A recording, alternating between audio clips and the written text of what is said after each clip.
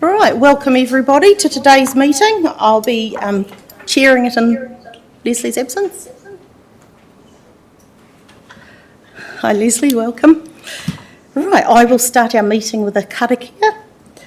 Tūtaua mai e runga, tūtaua mai e raro, tūtaua mai e roto, tūtaua mai e waho. Kia tū ai, te muri tū, te muri ora, kei te katoa, homi e, hui e, tai ki e. Right, now we will just like to open the meeting by welcoming Kevin. He's our new independent member on our committee. Kevin, would you just like to give the committee just a little bit of background about yourself? Thank you. Thank you. Kia ora koutou. I'm an accountant by trade, but don't hold that against me. Hopefully it might be useful here. I did what a lot of accountants do. Did 4 years engineering, 4 years banking, and then I decided to give public sector a go. And 31 years later, I'm still involved. So I'm fascinated with the diversity, the range, the connection to communities. So hopefully I can bring some of that here today, both the accounting and the connections, and contribute to what you do here. Thank you. Thank you, and I'm sure our committee will be better off for having you on it. So thank you very much for accepting our offer to be on our committee. Right, we'll start with the meeting notices for today. So welcome our councillors, independent members, staff, members of the public and those online now or in the future. Council and standing committee meetings are live streamed on the council's website and YouTube channel. Public gallery attendees' presence implies your consent to being broadcast. Please ensure your cell phones are set to silent. Further information about live streaming protocols can be found on the Council's website. And in regards to health and safety, in the case of an emergency, follow the building wardens to the nearest exit. The meeting point is across the road at Peace Park. Bathroom facilities are located opposite the Chambers foyer entrance. Now, apologies. We have an apology from Councillor James. Councillor Mick will be online, as we can see her there, and Councillor Boynton is an apology for lateness, and she hopes to be joining us around 10 a.m. I don't think I've missed anything, have I? Got everyone is here? No? Great. I'd like to call for a mover and a seconder for those apologies. Moved Councillor Hamill, seconded Councillor Isles. All those in favour? Against? Carried. Thank you. Right, do we have any acknowledgement or tributes for today's meeting? No, apart from the obvious with the passing of the wonderful Dolly Parton, I think shouldn't go unmentioned, even though she might not have been to Whakatane, but she was a legend, so we will mention her. Lovely. Right, does anybody have any conflicts of interest over the meeting for today? No? Lovely. And we don't have any public participation, so we will move on to the confirmation of our minutes. Do we have any corrections or comments on those minutes? No? If not, I will call for a mover and a seconder. Moved Jesse Morgan-Ranui and seconded Councillor O'Brien. No other comments. Right, all those in favour please say aye. Aye. Against? Carried. Right.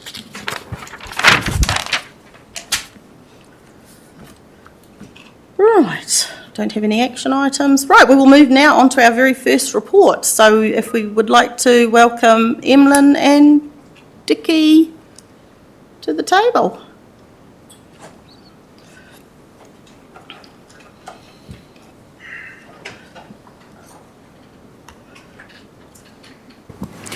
Right, did you want to just run us through the report, a few highlights? Lovely, thanks Dickie.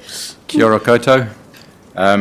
Today I'm presenting the Q4 report for health, safety and wellbeing, and I think just before I start I just want to say that this report shows that there's been a lot of improvement and we working and walking in the right direction, and I'm particularly proud around 5.3, 5.5 around the critical risk programs that we've done and the audits we're doing out in the field. And I'm going to keep it at that and then open up for questions. Lovely, thank you. So we will take the report and the appendices. Any questions over both? So do we have any questions? We do indeed. Councillor Dennis. Thank you. On page 16, if I'm in the right one, health and safety wellbeing. On the bottom line on the civic centre level 2 first aiders, well, I see we've got 2 in the civic centre now. I brought this up about a year ago as why we're not got any more. Have we made any progress on that, of getting more level 2 first aiders in the civic centre? We've got 2, which is quite adequate. And I think, no, that's where we are at this stage. We've had a review of that, and that is good for this building. Yes, we've got plenty level 2 out in the field where safety-sensitive jobs are. So how many people in this building at any one time? On average, about 100, 120? Correct. Yep. Level 1 is sufficient for what we have in this building. If we have a severe cut, bruise, then, yeah, probably level 2, but it's adequate. Okay, thank you. Right, do we have any other questions on the report? Kevin. Yeah, thank you, Chair. I realise there's a difference between theory and practice, but I'm just interested, normally theory is lots of near misses lead to maybe a few events and then maybe, hopefully, no accidents. Are you comfortable with the level of near miss reporting? We've had a discussion around that, and reporting is getting better, but no, near misses, you are correct, would highlight where we need to do more improvements. And just recently, a week ago in the health and safety reps, we brought up is to say, how can we push this out? And we're doing some work in the background on that to say how we can improve that. But you're correct with that, yeah? All right. Oh, yes, sorry. We didn't explain to you, sorry, Kevin. When you speak, if you just push the button on the mic, so. Oh, bring it closer, sorry. Thank you. Right, I actually had a quick question on page 17 myself. We just have the unsafe work practice there in that chart. I just wasn't sure exactly what that was. It could be an incident like driving or, pulling a trailer with a flat wheel and stopping after 20 metres perhaps, or 10 metres because we didn't realise it. So unsafe work practice, that will then be put in Vault to say this is what's happened. So that's why it came up under that one. That's an example of that. But they weren't too serious unsafe work practices? No, Great. we don't. Mayor Namdua. Thank you, Chair. From the report, I gather that one of the biggest risks to our people is still comes from kind of public interaction and aggressiveness from members of the public. I know it's a difficult thing to deal with. I'm sure you're giving a lot of thought to what we can do. Can you just give us a sense of the thinking? What more can we do in that space to make our staff safer? We are having a lot of thinking, but, things like situational training that we've done with the groups and how to act and how to interact with public that gets a bit more aggressive and that's in your face. It comes down to the training. And I think with our new city wardens that's been appointed, which is a great thing, walking around will bring a bit more awareness and a bit more assistance to that just on the outside. But that's pretty much what we do. And we are thinking more about that in that space. I know there was an incident by the library recently. Is there anything that we've learnt from that? The police are looking into that, and then our staff did amazing by acting and assisting the injured person and acting on that, and also did the right stuff not to intervene and get themselves in danger. So those things in the training that they've had is definitely that helped. We could see that. So they did good actions there. Yeah. Okay. Through you, Chair, just to add to that, the severity of that incident has meant that we are actually just, along with Alex, we've just established a small project around that, around learnings and, that's staff safety, the building, security, presence, all those sort of things, because it was quite a severe event. Mm. Yeah. All right, Councillor Hamill. Thank you, Madam Chair. Thanks, Dickie, for the report. It certainly looks like we're tracking really well, so that's great to see. I just wanted to check in with the Vault Check mobile application and I guess my question is, how easy is it for staff who are out in the field to be really proactive in terms of reporting those near misses, but also the risks that we hadn't thought about? So the Vault Check helps with that. How easy is it for staff to report back to their managers on the things that we haven't thought about, knowing that a lot of our risks are the ones we didn't know about? We've got a Vault app and a scanner where they can just scan the app and enter whatever they can in any risk assessments that they do, and they do come back, and if we find there's something more that we can do in that space, we can upgrade that. But we follow that up normally with anything in the fields that they do. We've got different apps that they can use on the Vault Check, so different risk assessments and audits and anything else. So it's quite easy, and we do find that, and we normally follow that up with any actions. Great, thank you. Okay. Thanks for the assurance. Through your chair, could I just add, technology doesn't solve it. It's actually a really good app and quite easy to use. The hard bit is getting people to do things differently and to use the app. And so Dickie's colleague Chris spends a lot of time out in the field and literally going person by person, opening the app. How do you use it? When would you use it? How do you attach photos? How do you fill in the form? What are the categories? And the team have spent a lot of time over the last 12 months actually redesigning that app, making sure that it all works cleanly and better. But it's an ongoing process, yeah. Yeah, I understand. Thank you. Well, I'm not seeing any further hands for this particular report, so I will call for a mover and a seconder that the Finance, Performance and Risk Committee receive the Health, Safety and Wellbeing report for the quarter 4 of 25-26. So do I have the mover? Councillor Hamill moves. Seconders, Councillor Morgan Ranui. All those in favour, please say aye. Against? Please. No debate. Carried. Thank you. Right, thank you, Dickie. We will move now to our update for our ERP replacement update. This is one of our regular updates, and we have a PowerPoint presentation which the team, Laura and Estelle, will lead us through. Welcome.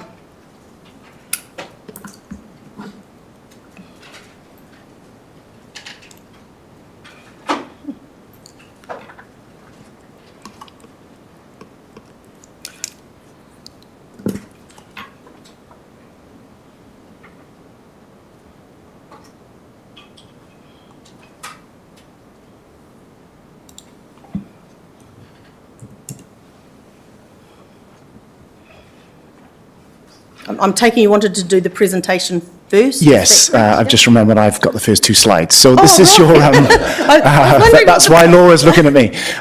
So this is our regular update on the ERP replacement programme. We're actually really pleased and really proud of where we got to. So Estelle here and Laura will take you through the slides. Next slide. Have we got a clicker? There's a clicker.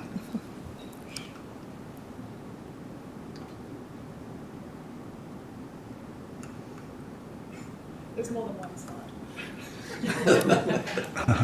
It's very repetitive.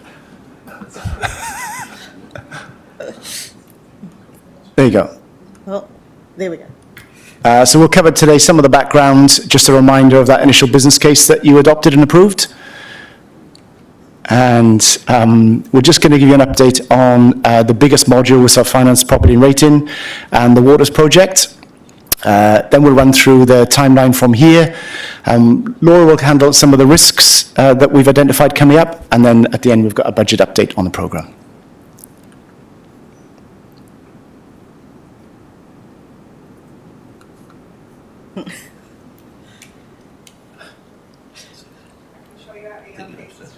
More reliably than the slides are this morning.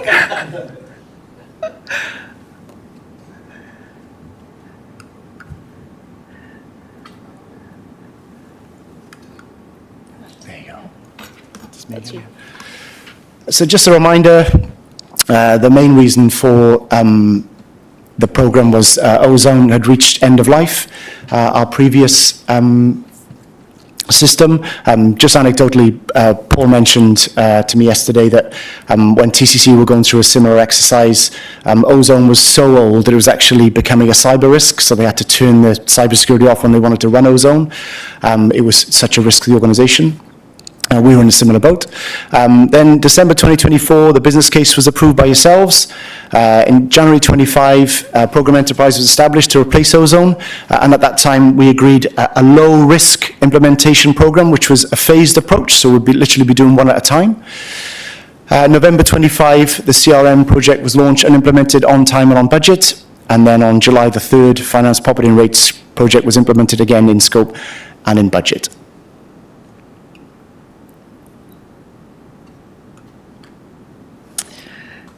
This slide just recaps the 4 investment objectives that were in the business case that was approved in December 2024. I thought I'd just mention the traction that we've had against all 4 of these. So in relation to the modern customer experience, our community can now log service requests from wherever they are via the Antenno app. And the functionality on our Do It Online portal is enhanced with each successive project that we've implemented. In terms of items 2 and 3, future fit systems and a mitigation to our operational risk around the stability of our ERP system. We estimate about 70% of our Ozone functionality has now moved to Datascape, which is significant in terms of Ozone no longer being supported or enhanced. And the 4th item on there, through Program Enterprise and our implementation, we've maintained and built a network with all of the other councils that are shifting not only from Ozone but also choosing Datascape. And that's been an ad hoc basis while we've been in implementation, but all councils that are in implementation or have implemented Datascape are all keen to get a more structured and formal network for information sharing and vendor influence. So we see that becoming more structured and formal as we lift our heads out of implementation as well.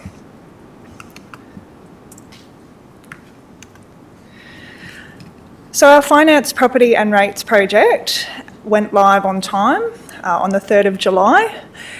We commenced it in September 2025, so it was quite a compacted schedule.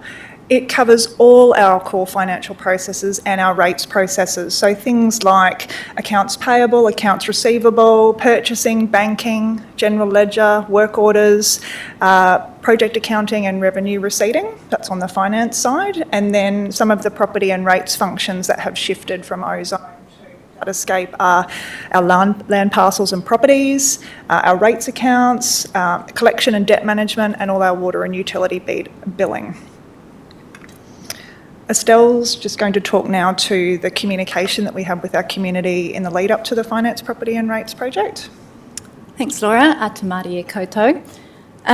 So with regard to the communications that went to our community, there were key messages distributed via Antenno, a media release. There was a lot of information on our website, the digital notice boards, and community newsletters that were distributed alongside our usual social media channels.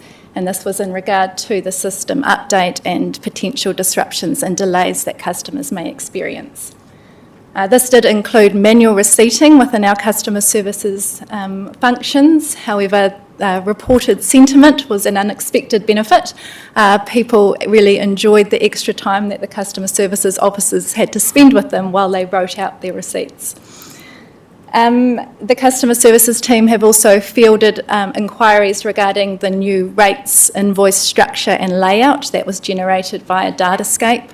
The customer services team have been able to explain why this is, and that has also been largely well received. We will be looking before Q2 instalment to see if there are any improvements that can be made with that structure and layout of the rates invoice. So this slide really speaks to the scale of effort that was involved in order to implement the Finance, Property and Rates system. One that's not on there is our data migration, so the information that needed to be moved from our existing Ozone ERP into our Datascape ERP. So for our Finance, Property and Rates project, this included 39 data sets. There were 2 trial migrations and a multi-stage migration and validation process. So compared to our service request or CRM project, where there was only 1 data set, the 39 data sets was a hugely complex project in itself. There were also more than 200 business processes that needed to change for our staff to be able to use Datascape.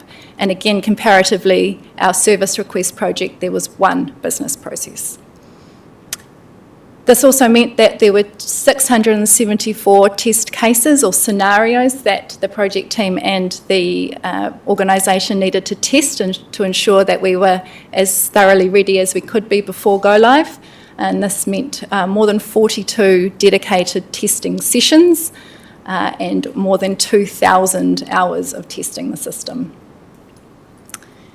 We did train more than 180 staff members. The majority of those were with our new purchasing process, and that included Steve, the GMs, and a large proportion of staff in order for them to learn the new purchasing process. And that equated to more than 1,100 hours of training.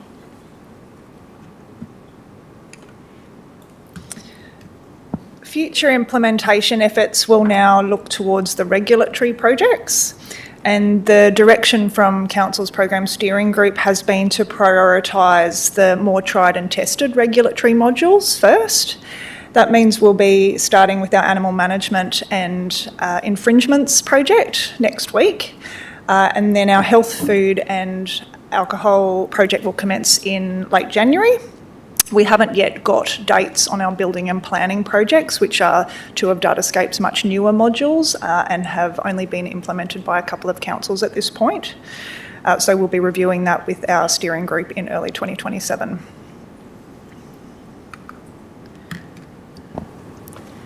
Just to follow on that from Laura, so there is some sensibility around which modules we implement together in the regulatory project, and the business alignment for that makes sense if we do the animal management and infringements modules, which largely impact our community regulation team first, and as Laura said, followed by the health, food and alcohol, and then building and planning.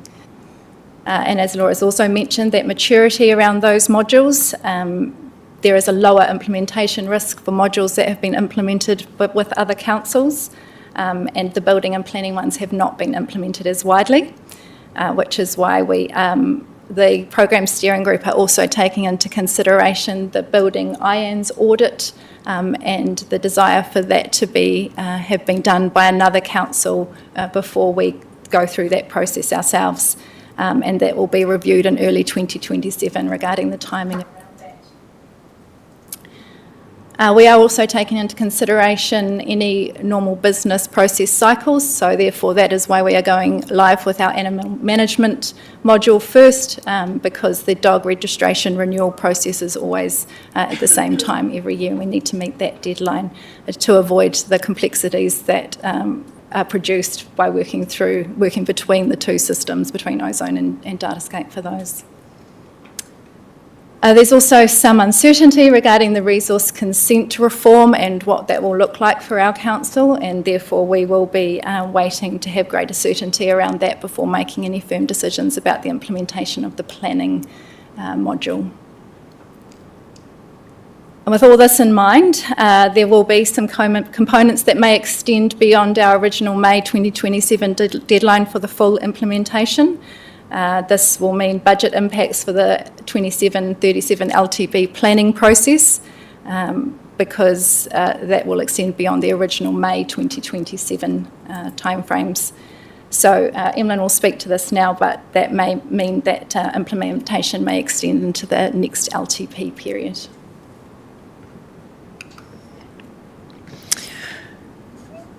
These are some of the risks that are inherent to many ERPs, or actually all ERP transitions. They're complex and they're intricate. Delays can occur for all of the reasons outlined on this slide, as well as many others. So far, we have a good track record for delivering and implementing on schedule.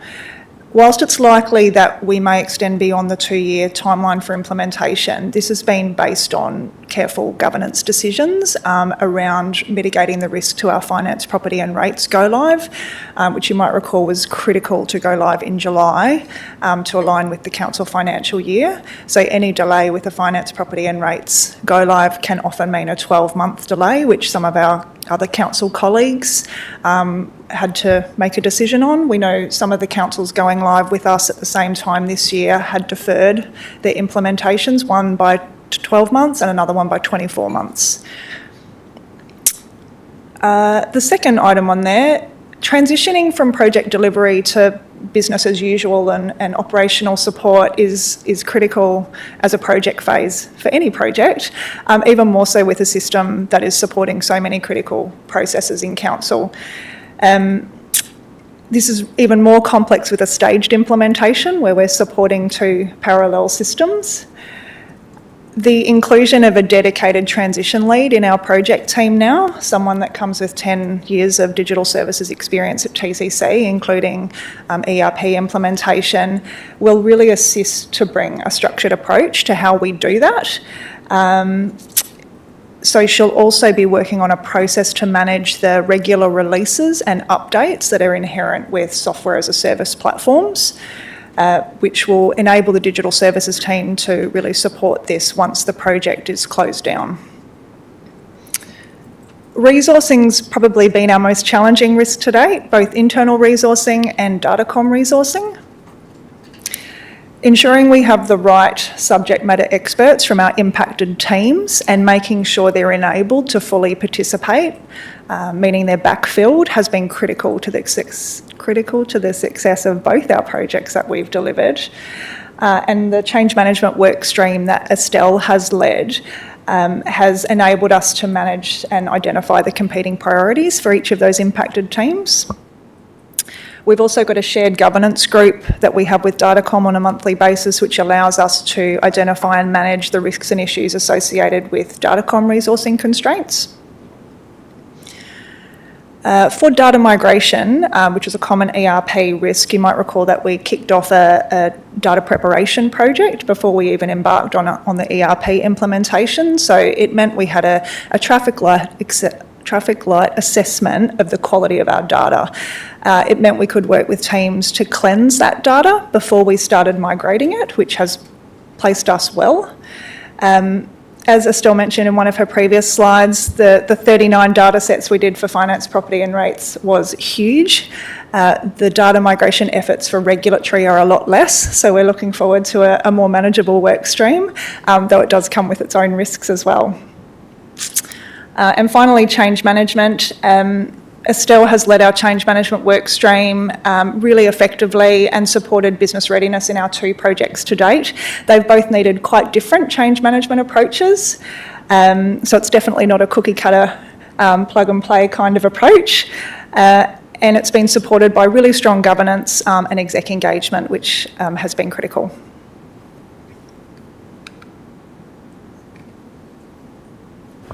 Just on the budget, so we're still within budget for what was agreed when we started the programme works. There is some phasing over the years, but we're still within that larger envelope that was agreed during the business case and the dates that I mentioned earlier on.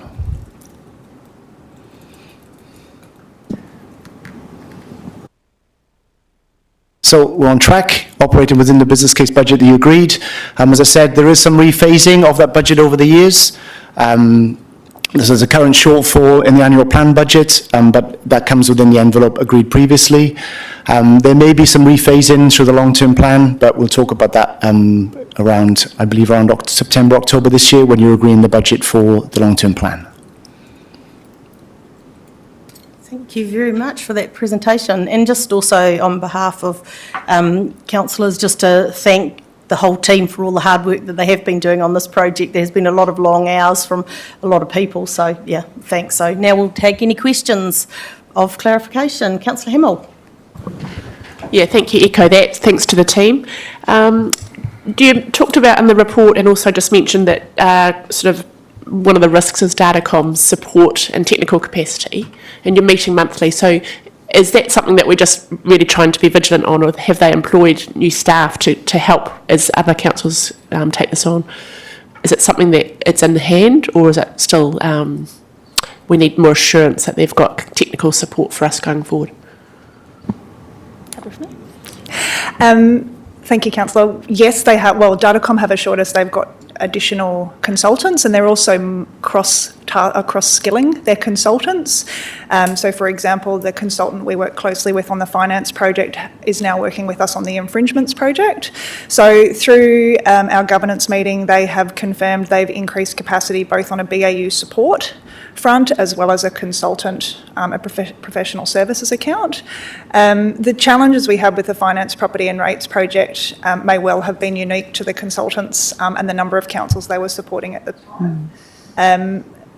But we haven't, so since we escalated those concerns, we've managed the competing issues through that governance group.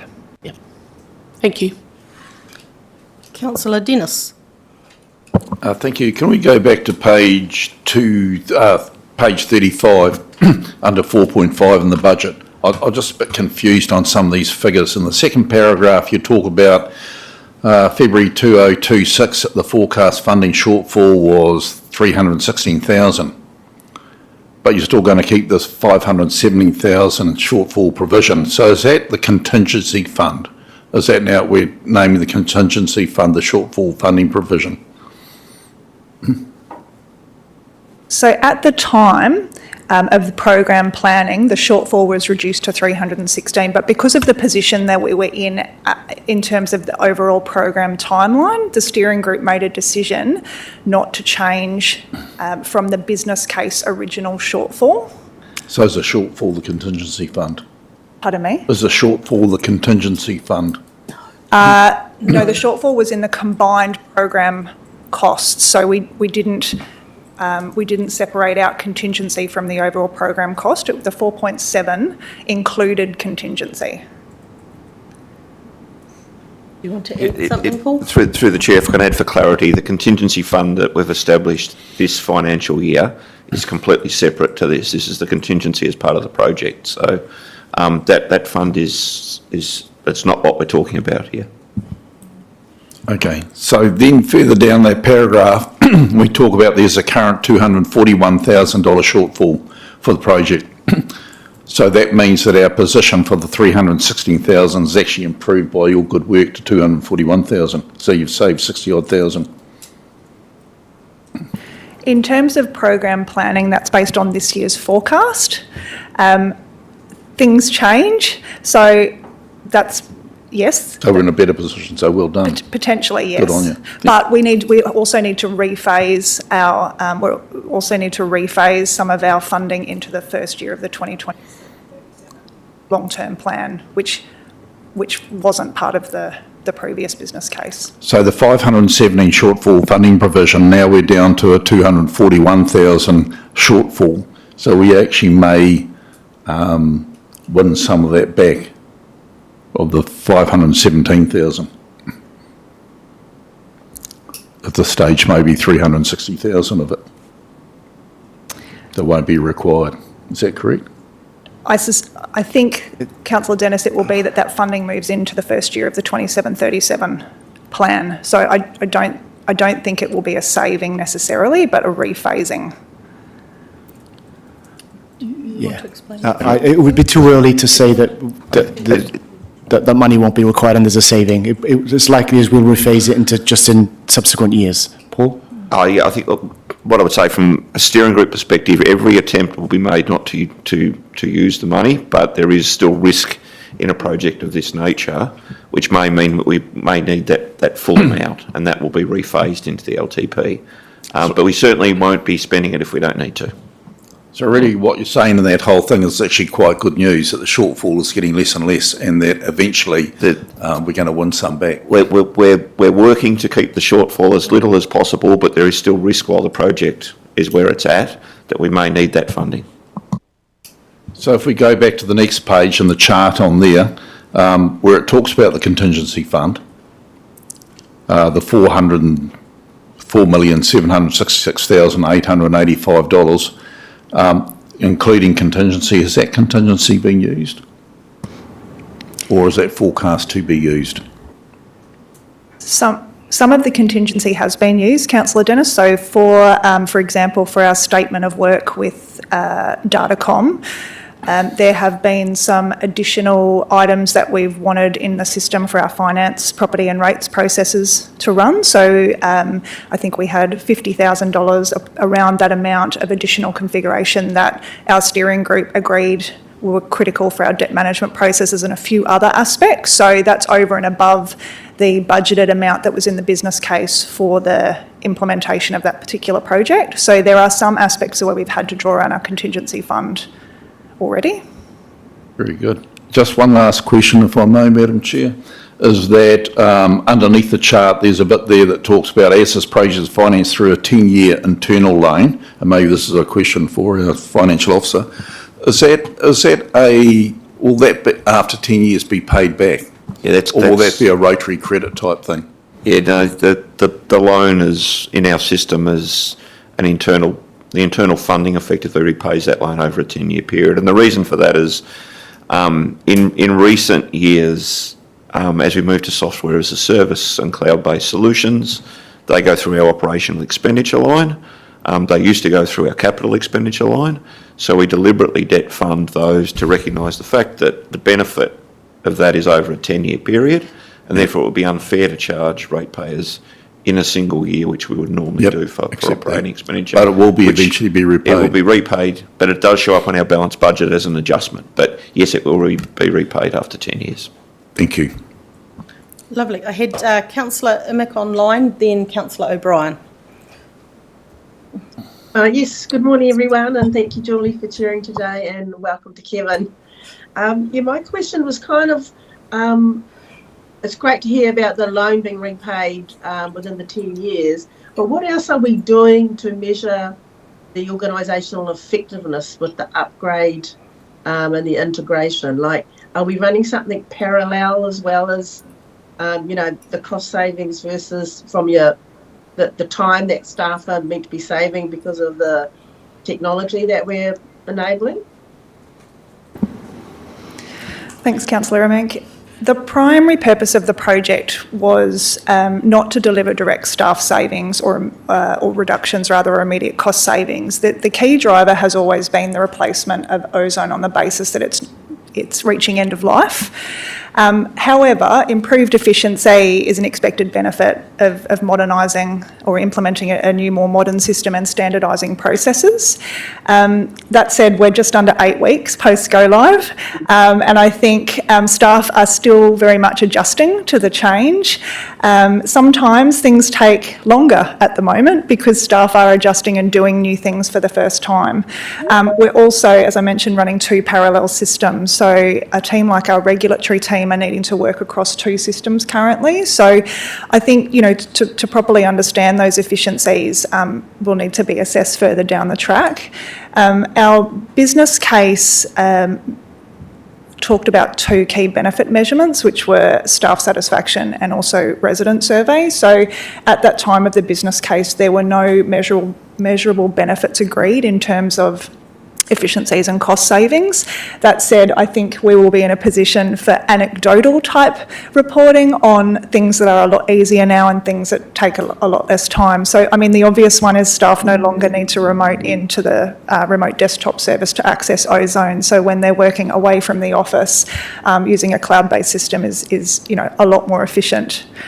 I think in terms of reporting, we've had concurrent projects alongside the ERP, which have been executed by our Systems and Solutions team to integrate with our finance reporting system, MyBI, and also that team has stood up a new data warehouse which is integrated with Datascape and pulling all of our financial data in there for other sorts of financial reporting as well. All right, thank you very much, and let's hope we see, even though it's always hard, with the resident satisfaction survey, that the engagement and interactions that the public have with council shows more improvement. Thank you. Could I just add, Chair, just through you, Chair? From a governance point of view, I think you should be pleased that you now have a product that is fully supported, that is modern, secure, and it's actually part of a community now. So we have the same product as the most of local government in New Zealand. So there will be some significant savings and efficiencies down the line. Lovely. Thank you, Emma. Councillor O'Brien. Yes, thank you for your report. Just a quick question. Given that the future integration of regional council into the territorial authorities, the unitary plan, whatever the government comes up with for us or agrees with, is regional council on Datacom? So Datacom, the Datascape product is, pardon me? Right, sorry, do they use Datacom? Do they?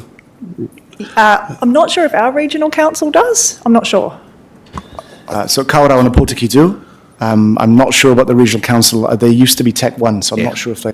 Through the chair, they are Tech One. Is that going to be easy for us to integrate into our systems when regional council becomes part of us? Are we looking to... how difficult is that going to be?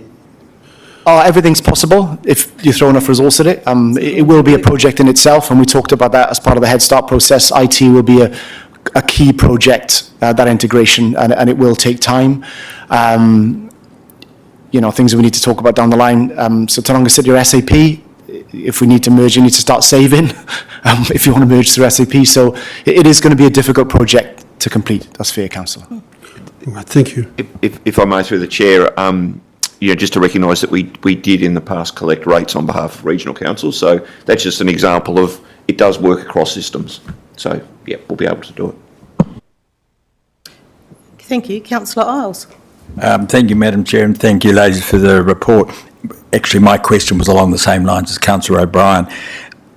My question really was, when ERP is fully implemented by us, will it be compatible with our neighbouring councils?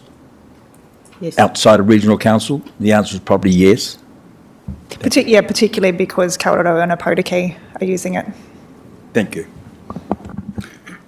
Thanks. Petra. Thank you.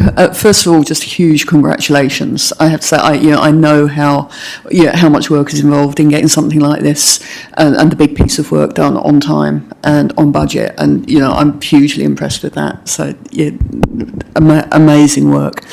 Just one question though around cybersecurity. So the transition to a new system and and in particular data migration is a very high risk point for cybersecurity. So could you, and I was also your comment about remote working and an increase in remote working obviously creates a whole series of cyber risks. So could you just talk through what the approach is to cybersecurity and how that's being embedded along the way? I certainly cannot talk to that. We've got Andrew is at the back. Would you like to come forward and answer that question, Mr. While Andrew's coming to the table, what I can say is that was a part of the procurement process. So assessing security risk was a key part of assessing all of the vendors when the decision was being made on our preferred vendor. So a lot of that quality assurance work was done up front.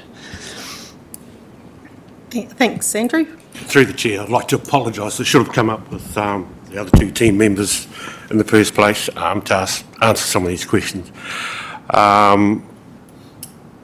As was stated before, with the new technology, it's built from the ground up for a modern warehouse solution. So all of that cyber security is inbuilt, along with the protections that we also have on the inside. And it's far, as was also mentioned with Ozone being the older product, it was far more difficult in today's modern world to take the appropriate cybersecurity steps.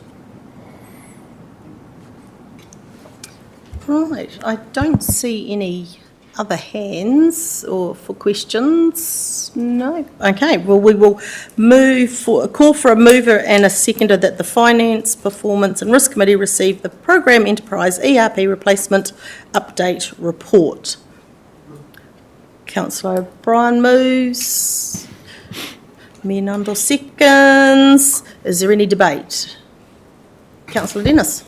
Thank you, Madam Chair. I just want to say to the team, thank you very much. I'll be voting to agree with this recommendation.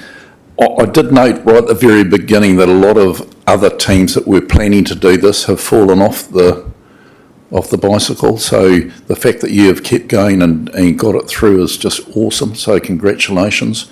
And the fact your shortfall's only meant to be that much, well done again. I just wonder if you really thought it through though, is the fact that you've done so much hard work now to get this into place. If we do the amalgamation, the nightmare will never end. You'll just have to keep going and integrate the rest of it. So please stick around. Thank you. Me Nandor. Thank you. Just a very quick contribution, just to echo the comments of other members of the committee. Thank you for the huge piece of work. These kind of projects always fill me with trepidation because I've seen so many of them go way over budget, just get derailed, and I think you've just all done a fantastic job pulling this off, so thank you.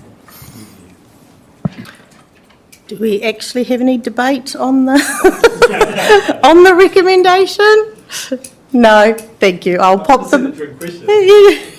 I just wanted to check if there was actually any debate. Anyone wanted to say anything debating? I will put the motion. All those in favour, please say aye. Against? Thank you, carried. Thank you, team. All right, we're now on to page 53 for our organisation performance quarter 4 report.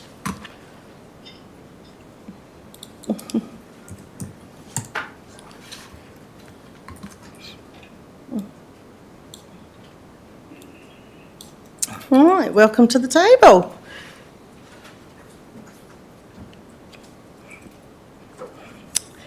Did you want to run us briefly through the report? Yep, sure, thank you.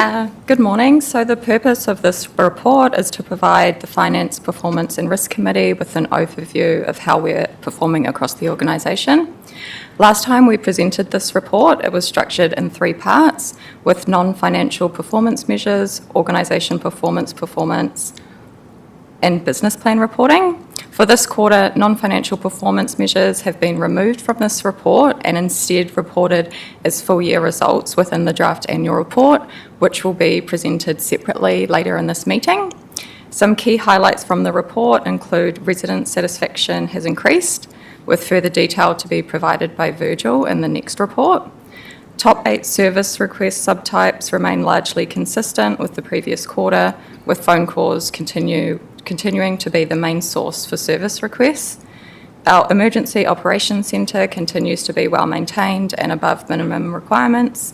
It should also be noted that the business plan in its current form is due to be discontinued after this quarter 4 report. This is due to Council's development of an enterprise project management system that replaces and enhances the ability to report work program progress. Acknowledging the work required to transition data to the new system, we anticipate that Q1 and Q2 results for the 26-27 year may be reported together around February-March 2027. I now pass back to the Chair for any questions. Thank you very much. We'll take questions over the report and the appendices. So do I have any questions? Councillor Dennis, want to kick us off? Thank you. Just make sure I'm in the right place. You can correct me if I'm not. Page 60, when we talk about organisational capacity. In that chart which talks about budgeted versus actual FTE, I noticed there that the budget is for 341 and it has been declining since quarter 1. So we've declined from 344 in quarter 1 to in quarter 4 to from 344 to 341. Just where we go to the actual, I notice the actual is quite a bit lower than the budget. So are we eventually going to try and hire up to that mark of the budgeted figure, or is that, are we just drifting along just to see what we do need in the organisation compared to what we allowed for?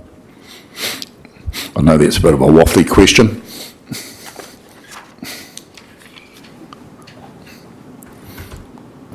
Good morning, Councillor.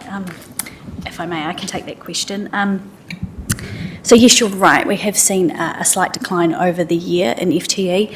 That's largely due to some of the fixed term roles that we had budgeted, mostly around the ERP project. So they came in and then have not been required any further.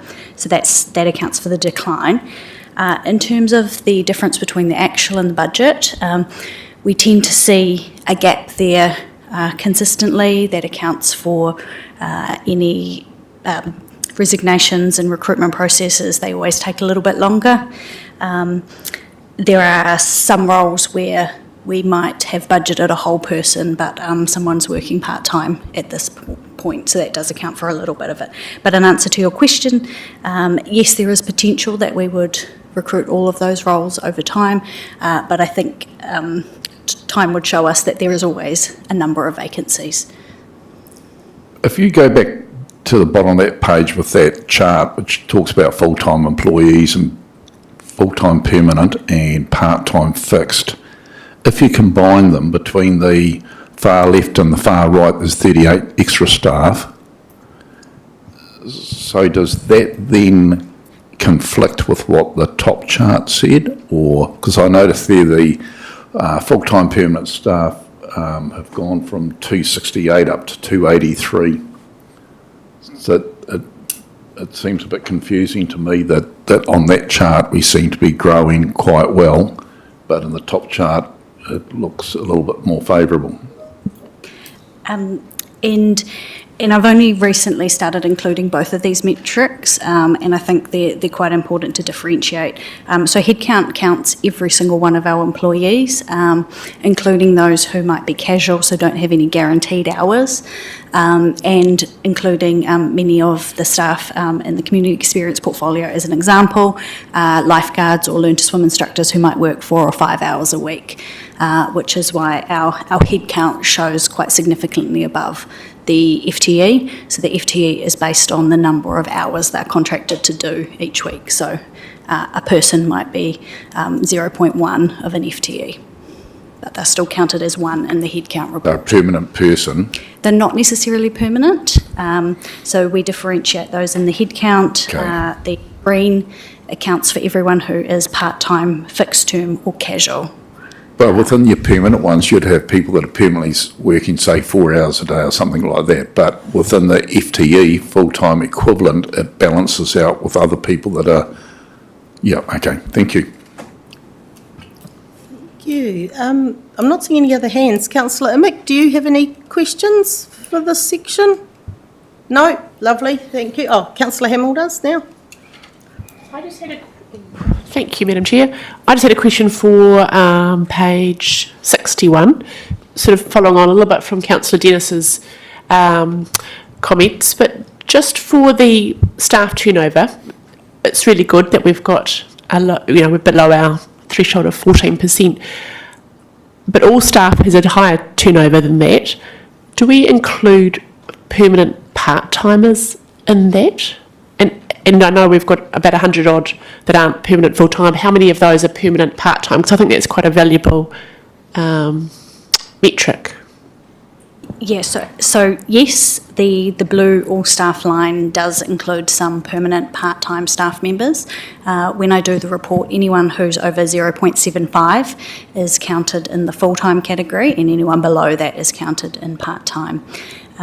Just a bit of background, we differentiated those numbers a couple of years ago as a way of demonstrating or particularly accounting for some of the workforces that are a little more transient. Again, looking to aquatics, where we have a lot of high school students that come in for a year or so and then move off to university.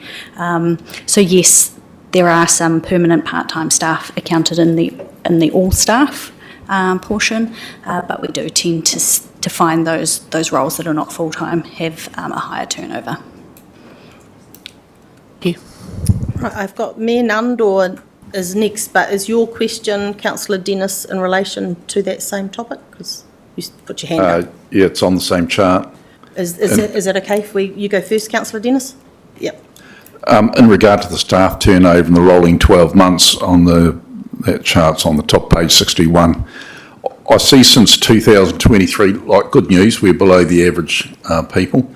Within that, does that account people who have reached the end of their working life and decided to retire? Because that would actually skew those figures, eh? Because when you look at staff turnover, you think of people that have left us and gone to work somewhere else or that. But people have naturally come to their time where they want to give up and retire. So do we differentiate out from that? No, we don't differentiate, and so that number does include everyone who leaves the organisation regardless of the reason or whether they're moving on to something else. This will be really interesting. Like, we've had a couple of long-term people retired recently, which is sad to see them go, but that would actually make that look even better, wouldn't it? Because there's a huge difference to retiring to actually leaving. Is that too hard to do in future, or is it? It's not necessarily too hard, and we can have a look into that. It would be more about what value that story would be telling us. So I can look into it. Thank you. Thank you, Mayor Nundor. Thank you. Thank you for the report. I think it's really helpful for us to have something like this to kind of give us a bit of a snapshot of the organisation, and the ship's running pretty well, I think, which is quite reassuring. I had a question around on page 68 regarding emergency operations, and this may not be the right place to ask it, but there's some good information about the people we've got trained to come into, to slot in when we have an emergency situation. One of the things I remember, I think it was when Whakaari happened, became really aware of the strain on the rest of the organisation. So we had people stepping into emergency management roles, but it left the kind of business as usual quite vulnerable. And I'm wondering, and again, it might not be the right place to ask the question, but I'm wondering if we have steps in place to deal with that. I can speak to that through the chair. Thank you for the question. It's a really important challenge that all councils are actually looking at quite closely. It's why we have in our 27 long-term plan strategic framework emergency and resilience as one of the 4 strategic priorities, and we have recognised as an executive that capacity in those events is really important. So I can't give you an answer on exactly what we're going to do to address it, but I can tell you that it's a hot topic across the country as events become more frequent. And in fact, our learnings from examples like the ERP project around how to backfill and second internally help us to get better at recognising opportunities to do that and to be prepared for when that's necessary. Councillor Dennis. Sorry, Madam Chair, I've got a few more. Page 71. We go to 9.01.09. It talks about completed jobs that we've done, projects, and there's one there that talks about the Edgecombe wastewater system relining. And obviously that's been an issue for ever since the Edgecombe earthquake of broken pipes, etc., overloading the sewage system. Can someone tell me if we've noticed a difference in the volume that's going into the sewage plant? Have we got the right staff member to be able to answer that here? Oh yes, Nick is. I can see him. I think what Nick is saying is we will find out and come back to you. Lovely, thank you. Okay, further down on that page at 20.03.03, CCTV camera stage 2, camera additions and upgrades. Is there something there that talks about where those additional cameras went and how many of them went in? Because we did the original one, and in noting that there's been some huge benefits in those CCTV cameras coming through all the time. So. I agree with you with the huge benefit. I don't have the exact locations on me now, but I can follow up. We do have them. So someone will be able to get that to me at one stage? Yep. Thank you. Right, if we don't have any further questions, I'll call for a mover and a seconder of the report that the Finance, Performance and Risk Committee received the Organisation Performance Report Quarter 4, 25 and 26 to 26. Thank you, Petro. Has moved that, seconded. Councillor Hamill, do we have any debate? Nope, lovely. All those in favour? Aye. Against? Carried. Thank you very much. Now, I hope everyone's okay. Because we have Dr. Virgil Troy online and he's speaking to the next report, I'd rather we do this now than make him wait. So we'll move next into our resident survey report. Now, that is on page 73. Now, Virgil, did you want to take us through the report? What I was planning on doing is giving you like a summary of the main points, but I think Ayla wanted to speak to that first. Oh, that's fine. I was just going to introduce you, Virgil, so go for it. Thank you. I think we're familiar with Virgil now. I will introduce you quickly to Shane. So this is Shane here. Shane was the author of the report, so I'll present the overall findings, but if you have any queries, then I can shuffle across a bit and Shane can answer any questions that you might have. Lovely, thank you. Welcome, Shane. He's like a ghost, he just disappeared. He's still here, I promise you, yeah. Well, thank you for the opportunity to speak this morning. Today, what we'll do is take you through the key findings of the 2025-2026 Whakatane District Council Residents Survey. Rather than going through every measure in the report, what I'll do is focus on the overall direction of resident sentiment, where council is performing strongly, where the pressure points are, and the areas that appear to offer the greatest opportunity for improvement. So, I think I might have jumped through there one extra. Yep. What the survey measured. So, the survey provides a broad measure of how residents perceive council performance. It covers satisfaction with individual services and facilities, but also looks at wider perceptions of communication, leadership and management, and this gives us both a service level view and also a broader picture of residents' confidence with council. The findings that we're presenting today are based on 600 completed resident surveys. This is collected across 4 quarterly waves during the year, and it uses a mixed methods approach, which includes telephone, postal and social media recruitment. The results were then weighted to better reflect the demographic profile of the district so that the annual results provide a robust picture of resident sentiment. So looking at the headline, the main headline is pretty positive. Overall satisfaction with council has recovered to 57%, which is up from 49% last year. And this also puts the Whakatane District Council above the national benchmark of 48%. However, that improvement isn't necessarily uniform across the district. Satisfaction is 69% in Te Urewa, 60% in the Whakatane Ohope area, and that's compared with 43%. Sorry? You've just highlighted something very useful for the rest of the council. We've got a councillor very happy that his area has gone up. Sorry, Virgil. Oh, that's good news. And that, of course, is compared with 43% in Rangataiki. So while the overall direction is encouraging, there are still some clear geographic differences in experience and perception.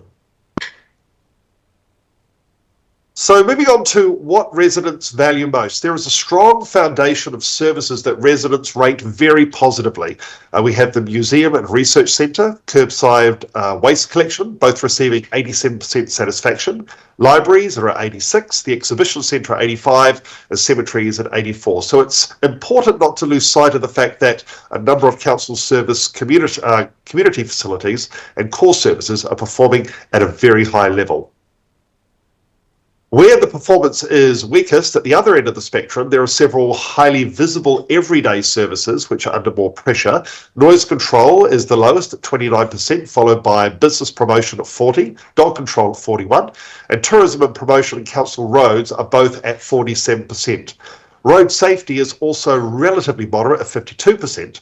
And these are important findings because services such as roads and regulatory services tend to be very visible and can have a disproportionate effect on residents' overall perceptions and impressions of council. So what will move the dial? This is where the importance of analysis becomes particularly useful. It's not simply about identifying the lowest scores, but understanding which services are most strongly associated with overall satisfaction. The analysis points to dog control, council roads, public toilets, parking and footpaths as key opportunities. These are relatively lower performing areas that also have a strong relationship with residents' overall perception of council. So improvement here does offer the clearest opportunity to move the overall satisfaction dial. One of the areas we looked at, of course, was funding priorities, and the spending priorities tend to reinforce the previous picture. Roads are the leading area where residents would like to see more council spending at 44%, followed closely by water at 42%, business promotion at 41%, public toilets at 37%, and dog control at 34%. So overall, this suggests that residents are placing stronger emphasis on core infrastructure and practical, visible services when thinking about where additional council investment should go. Turning now to life in the district, looking beyond council services, the broader picture of life in the district is quite positive. 86% consider the Whakatane district a safe place to live, which is up from 75% last year, while 61% rate their quality of life as good or very good, which is again up from 54% in the previous year. Advocacy has also improved with the Net Promoter Score moving to -8. It's still negative, so there's more work to do, but the direction of travel is clearly more positive. So adding it all together and looking at what the strategic takeaway is, the overall story is one of recovery and positive momentum, but not yet very strong confidence across the board. The research points to 3 broad priorities: deliver visible improvements in the services residents encounter every day, strengthen confidence around spending and value for money, and demonstrate that resident engagement actually leads to action. So sustained progress in those areas offers the clearest path to improving satisfaction and, of course, building longer-term resident confidence. And that's our summary. Lovely, thank you very much. I think we'll just take it as the report questions. So the actual staff report, does anybody have any questions within that report before we move to the actual appendices, which is the actual survey itself? So the staff, it's just a summary, the staff report, but were there any questions on that, or can we move straight to the appendix? Councillor Dennis? I'm just a bit confused where we are. So page 110, is that where we're at?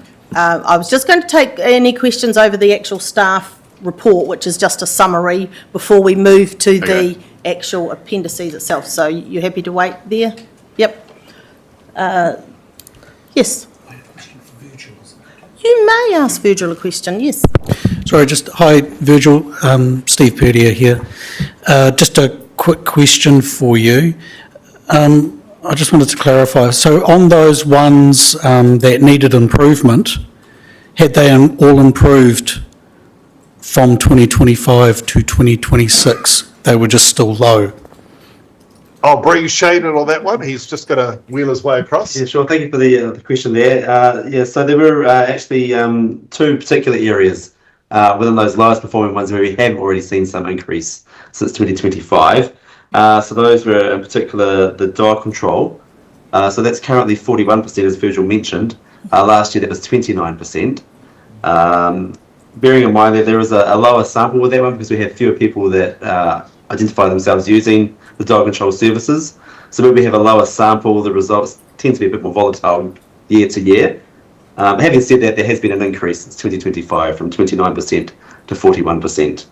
And the second area where we saw an increase amongst those lower ones was the business promotion, currently at 40%. Last year, that was 33%. So those were both significant increases from the previous year. Thank you. Right, well, we will move on to the survey itself, or have you got a question on the staff report? I've got a couple of questions, but I don't mind who answers them. But one of them was just about the frequency. So we're doing a sampling every quarter with 150, and obviously sometimes that gets fewer numbers and the power is reduced. We've been doing that since 2019. Might be for Virgil or for Ayla. Do you think that's it's really good to have that frequent reporting, but if some of the sample sizes are quite small, how important is it? Could we perhaps do it every 6 months, or is there a more effective way to get our results without doing quarterly and having a less reliable data set? I'm happy to answer that, councillor. Well, you can have whatever you want. It just costs more. So if you want to do it more frequent, there will be a cost. And if you want to have a much wider sample size, then it comes at a cost. So we generally rely on the provider to try to find out where's the best balance for cost efficiency, where we're probably getting a pretty accurate gauge on the sample, notwithstanding some things like noise control in particular. We always end up with quite a small sample, so we have a large margin of error. And that's where we just start using margin of error on some of those ones to go, yeah, okay. Yeah. Supplementary. So is that consistent with what other councils are doing? Quarterly reports, quarterly residence survey? Can I jump in? Is that all right? No, Yeah, I was just going to say, yeah, council's open and we're quarterly, but yeah. Can I jump in and say also that last year we actually, to your point, we did look at what the cost increase would be to increase it to 1,000 across the year, so 250 at every quarter. And at that point, council decided that they would keep it in the same methodology. The value of having consistency over the long term is quite important. But I would say that through the LTP performance framework review that is happening right now, we are looking quite closely at whether there are a small number of questions that need to be changed within the survey, or whether there are areas that the targets actually don't help us evaluate performance. Thank you. It wasn't really more about getting more power. I just wanted to know what's the best and most efficient way of getting a survey for the cheapest amount. The second question is really, I don't think we've really covered it. Obviously, some of our measurements for financial management, value for money, spending decisions were low, on the low side. Have we got sort of comparisons with other councils for those? I know we covered them a little bit in the report, but could you talk a bit about that?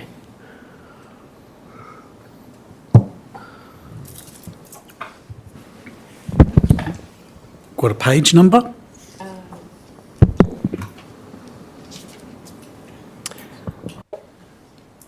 Are those the ones right at the very end of the report?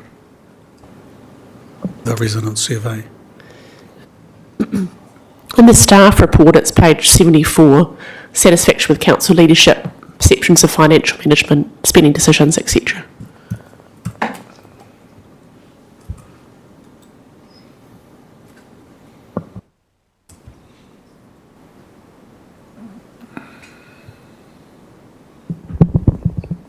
I'm still a bit lost, so what was the question? I just wanted someone to comment what that means for us as council, our work, what staff might think that sort of work-ons that we can take away from those metrics. So page 74 in the staff report. Sorry, yeah. Satisfaction with council leadership. Page 91 has got the table of summary, which Councillor Ham was also referring to. Yeah, that's in the body of the actual resident satisfaction survey. Do you want us to drop down into the survey now? Because I was happy to talk to that because I thought the results were really good. It's been raised now, so yes, you might as well. Since I've got the floor, yeah, it's right at the end of the report. They cover off, I haven't got it in front of me, but management reporting, and there's also performance of council. And I thought it was actually excellent because both of those had historically been low and tracking down, but we've finally seen an increase across the board in the council measures and also the performance of management and leadership of staff.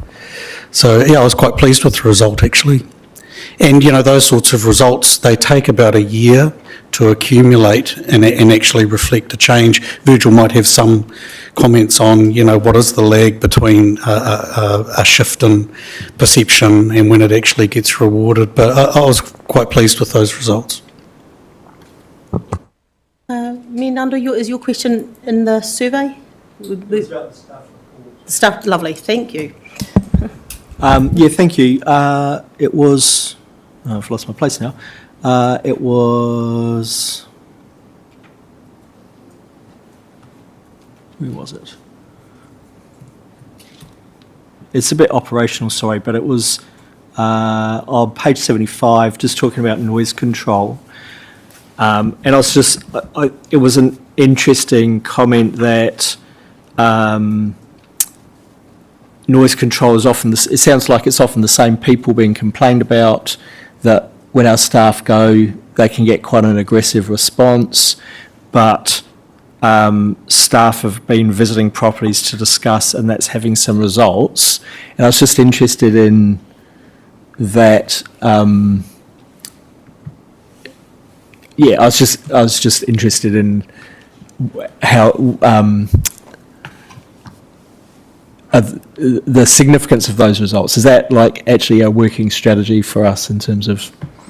Sorry, it's a bit operational, but it's just it was there, so and I didn't know where else doesn't normally come up.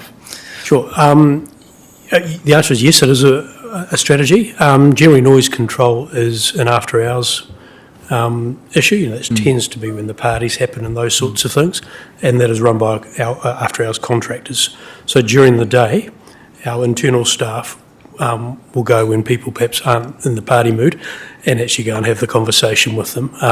Often, the repetitive events are in we can work with partners, Kāinga in particular, around managing tenants and that sort of situation. So yes, it is a very deliberate strategy, and it tends to work in time. In time? In time. Right, yeah, okay. Yeah, thank you. Right, we'll take some questions now on the actual survey report itself. So we're talking about page 80 to 147. So please state clearly the page that you are on so that everyone can follow your question. Councillor Whittaker. Thank you. Mine's actually on page 76, and it's about the text, about the concern of the business in the town, basically, and it talks about working with the Chamber of Commerce and with international market opportunities. Now, why I asked the question is that I spoke to a couple of shopkeepers a few weeks ago, and they talked about Epic, and they felt for the fee that they're charged each year, they don't get a really good response back from it.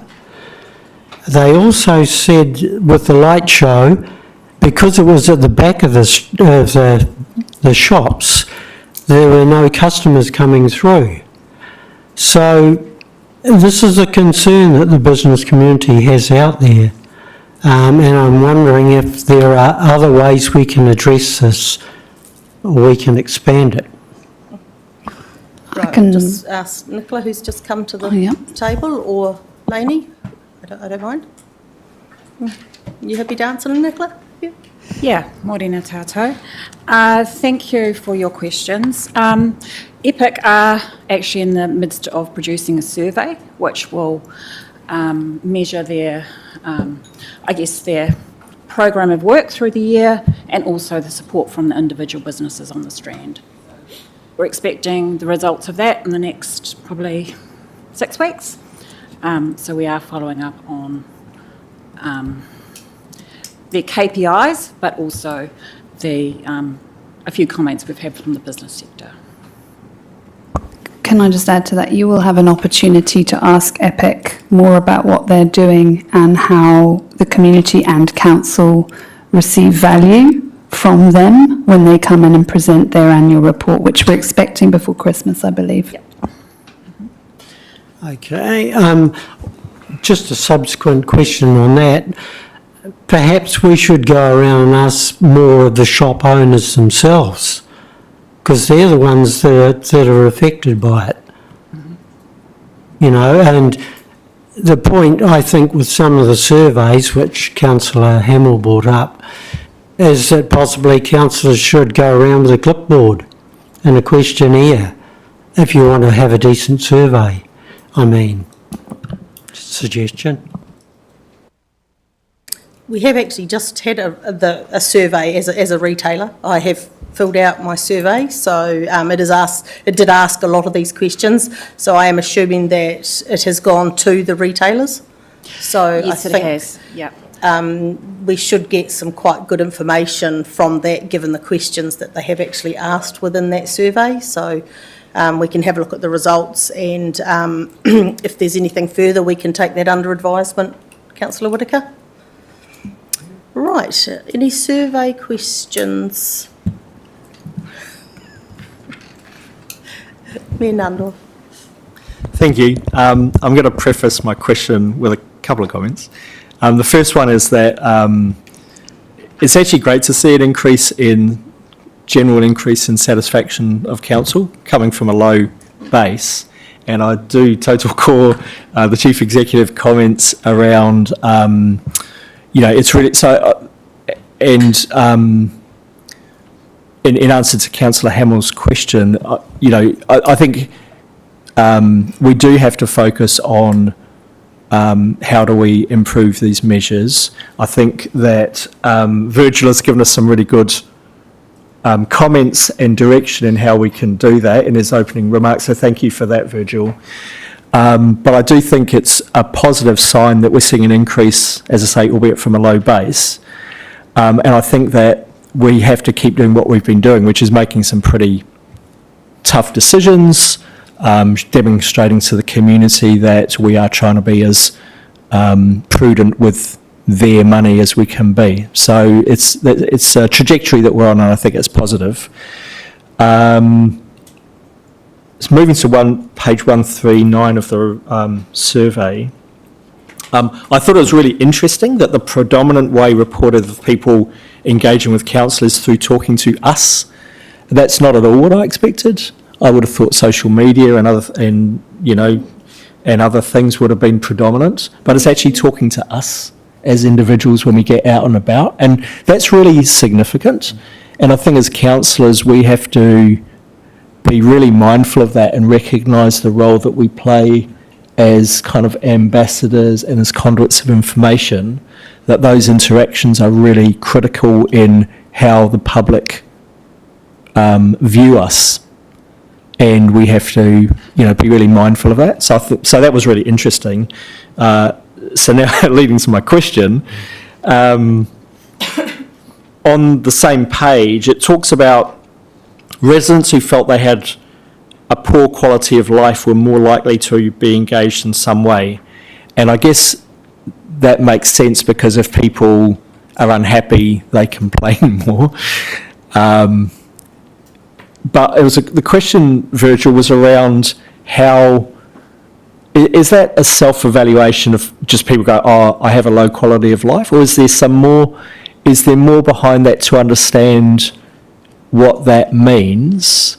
And is it related to people who actually have a poor quality of life because they're getting poor, one of the reasons because they're getting poor service from us and therefore they're complaining, or is it that people who feel they have a poor quality of life even though objectively other people might not think they do? Very good question. I'll bring Shana because we've actually got the questionnaire here as well. But be easier. Yeah, sure. Yeah, thank you for that question. Yeah, so just to clarify that, so that particular measure is basically just based on one self-reported measure, where we do ask overall, how would you rate your overall quality of life in the district? And the options there are very poor, poor, in the middle, good, or very good. So then we basically just take those that say that they self-rate the quality of life as very poor or poor, and we analyse those separately from the rest to get those differences. So we use that measure to say, based on whether people have a poor quality of life or a good quality of life, are they more likely to say certain things or to report certain things? So that's how we make that sort of correlation and that connection between residents who felt they had a poor quality of life were more likely to be engaged in some way. So if there is a poor quality of life as is being self-reported, then we find that those residents tend to be more engaged. That's right. Yeah, thank you for that. Yeah. Just before I go to Councillor Imick, I just wanted to say, well, we were saying good positive improvements, that leadership of the Mayor went up 9% and councillors up 14%. So it's actually nice to see, it is actually nice to see that, it's going in the right direction there. It's important to note not all councils have that outcome. Oh, great. Oh, that's even better. So it's not like a general trend across the board. Some of the reporting we do, it does vary significantly. Lovely, thank you. Councillor Imick. Yeah, thank you, Madam Chair, and good morning, Virgil and Shane. Nice to see you again. I'm also on that page 137, But rather than talking about quality of life, I'm talking about our very high feeling safe in the district at 86%, versus the rest of New Zealand at 58%. Is it usual that provincial towns would rank higher in this category versus the cities?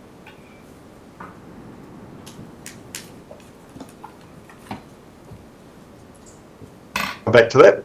Sorry, I'll let Shane respond to that. That is a good question. We do have our national benchmark data that measures that across the country. We have analysed it by particular differences in areas. I don't have those figures to hand, but we can certainly look a bit deeper into that. I think your sense of the situation there might be accurate, but obviously we do have some more numbers behind that we can use to back that up. Okay, thank you. And just a supplementary to staff, or comment to staff, is that personal safety and community safety is one of those highly regarded reasons for people choosing to go and live and work in places. And, this is a pretty good metric for us to be able to do for recruitment for both business and staff in the future, perhaps. Thank you. Thank you. Yes, Kevin. Thank you, Chair. I'll use the microphone, hope you can hear. For Virgil and Shane, it's really a methodology question, but without too much detail, I'm interested in that statistical weighting. So when I read that, is that saying that when you have finished the telephone, social media and postal surveys, if a representative group is too lowly represented, you'll actually weight those responses up higher, and if another group is overly represented, you'll divide those down? Okay. That is correct. Okay, so supplementary to that then, which was the least represented group that you had to alter the most? Well, traditionally, and this is the case across pretty much all of our council surveys, regardless of who we work for, and in fact most research, it's always younger adults, particularly the 18 to 39 category that are least represented. They're just harder to get to do research generally. Right. And within that as well, more so males and females. So across all the categories, it's the 18 to 39-year-old males that are really the hardest to get and the most underrepresented in the research. Yeah. Which means as a result of that, with our statistical weighting, they're the ones that get boosted up more relative to others. And in contrast to that, the most overrepresented group is the older adults. Yeah. The older adults, 65 plus, and particularly female 65 plus, far more easier to get engaged in the research. Therefore, they're more overrepresented, and therefore we have to weight their results down slightly to accommodate that. Okay. Thank you. Thank you. Councillor Hamill. Yeah, I just wanted to say thank you for the report, because really it was great to read. There's so much in it, and I think this gives us as council a lot to chew over, more than we will just discuss here. So we'll be taking a lot of this back to work on what do we need to address. I just wanted an interesting one on the climate change, page 132. It came out quite strongly that the respondents wanted us to spend less on taking action on climate change. And then I also read somewhere else in the report that there was quite a strong percentage of respondents that wanted to see action. So they want action, but they don't want us to spend money on it, I think, is what I got from that. Does anybody want to comment on that? All the issues very polarised, and some people. Yeah. It doesn't matter if it's not answerable. I just thought it was one of those interesting little things that we get from surveys where, as you say, a couple of respondents could skew it. And I guess through the chair, I will just observe that it's also interesting that the community facilities feature most highly in terms of perception satisfaction, and yet people want us to invest in roads and toilets. So it's ironic, really, that the things people sort of value and appreciate so much often feature quite low down the list of what we should spend money on. Right, well, I'm not seeing any hands for any further questions there. So thank you very much, Shane. Thank you very much, Virgil, for joining us today and providing us those fantastic summaries, and for your great report as usual. It's always very interesting for us to read and see where we're going well and where we can actually improve on. So thank you very much for your time today. So That aside, I will call for a mover and seconder that the Finance, Performance and Risk Committee receive the Resident Survey 25-26 Annual Summary Report. Councillor Isles moves, Councillor Whittaker seconds. Is there any debate? I just want to note and debate that a number of the Rangataiki community results have been the lowest of all the rest in regard to public toilets and roads and things like that. But the one outstanding one is on page 109 for libraries, in which that wasn't 109, where is it? 110 on libraries, and the Edgecombe Library got the highest one. And I just want to make note that we have a librarian by the name of Vinny who goes and spends some time out there, and just acknowledge the great work he's doing, and you can see it in the results there. He's trying to open it more often, he's trying to make it more visually open. The doors were always open, they used to be closed, so big ups to that guy, and you can see the difference in the Rangataiki result for that, so thank you, Vinny. Thank you. Any debate? No, if not, I will put the motion. All those in favour, please say aye. Against? No. That motion is carried. Thank you very much. So on that note, I think we will break for morning tea. Thank you for all the staff that have been available down the back in case there were questions for their areas. So thank you for coming along. And we will come back at 10 to 11. Thank you. Thank you. Bye.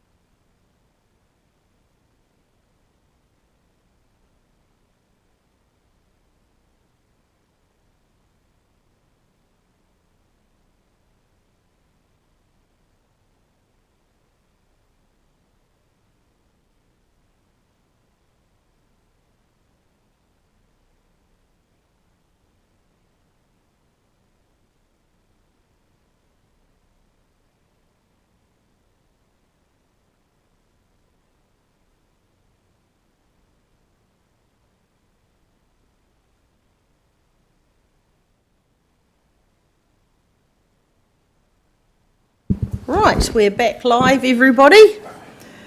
We're now going to move on to our report, which is the initial draft annual report for 25-26 on page 148 we're on. Now, welcome to the table. I know it's Kelly, and I know it's Julie. Ayla, I saw you were just here before. I know it's just like you have a total mental blank. Apologies, Ayla. All good. Welcome back to the table. Now, would you like to just give us a quick summary of the report? If I may, Chair, just introduce the report. This is the first draft of the annual report for the 2025-26 year. This is to go to Audit New Zealand, which start their final audit on the 31st of August, next Monday. What I'll do is just give a very quick overview of the financials, then hand over to Ayla, Julie and Kelly, Ayla to go through the non-financials, and Julie and Kelly if they have any further comments on the financials. But for the year, and what I should say up front is we normally in the past have had two reports, being the fourth quarter report on the financials and the annual report. To avoid having to read a whole lot of numbers twice, we've included the financials in the annual report, and the report that follows this one will really focus on the Treasury component, which isn't included within here. So in terms of the overall result for the year, Council has reported a deficit of 13.2 million versus a budget of 11.3. The key differences in that result relate to revaluation of our financial derivatives, being around $1 million, and depreciation that was late coming from the roading revaluation that wasn't included in the budget for an additional $1.2 million. Overall, from a balanced budget perspective, once you make adjustments for things like capital subsidies, the funding of depreciation, the funding of debt-funded operational expenditures such as digital, we're around about $500,000 better than what we predicted. So that's around the 9.5 million. And as you know, we've got a program to actually reduce that balanced budget over the next several years through our annual plan and subsequent long-term plan. Other key points to note financially, the revaluation of waters is a very large number that you'll see in the report, of around just over 300 million. Our debt has come in at 196 million at a net debt level versus a budget of 212 million, and that difference is fundamentally reflective of our capital delivery, which is just around 60% of our budget at 40 million, with four major projects effectively making up that variance, being Murupara Ruatoki water treatment, Rex Morpeth and flood walls, and they're programmed to continue in future years. So with that, I'll hand to, what I should also just cover off is, in terms of the financials, the things that are still being worked on are a number of the notes. The cash flow statement, there are numbers in there, but they do need to be adjusted once we get through the process. Tax needs to be included, as does provision and contingencies and our final impairment. So they will be done as we work through with Audit New Zealand over the next month or so. And I'll hand to Ayla for non-financials. Thanks, Paul. So for part one of the annual report, we are sitting at 64%. And 82% of our mandatory measures met. I'll hand to Julie now for part two. Thank you. I think Paul's covered off most of what I was probably going to say anyway, but we are, you will find there's a few notes that still needed completing at the time the draft was sent, including some supplementary information about remuneration and some salary banding. We are still continuing to make some adjustments and looking at accounting treatment on future events. But other than that, open to any questions. There was one provision, a weather type provision, that we've only just assessed now. So we had last year's figure in there, but it's gone down at this point. So, yeah. Lovely, thanks, to everybody for the summaries.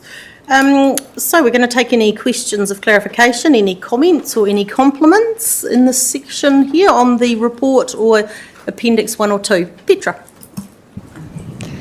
Thank you. Just a question on the report rather than the draft itself. Page 157.5. There's a noting of the risk of meeting the deadline, which has been an issue in the past, and certainly historically one of the key problems there has been resourcing with Audit New Zealand. Have you had any indications that those resourcing issues have been resolved this year? The work program that we've agreed with Audit New Zealand will complete the audit before 31st of October for adoption. I think Audit New Zealand, have given us the resourcing at this point that we need to do that.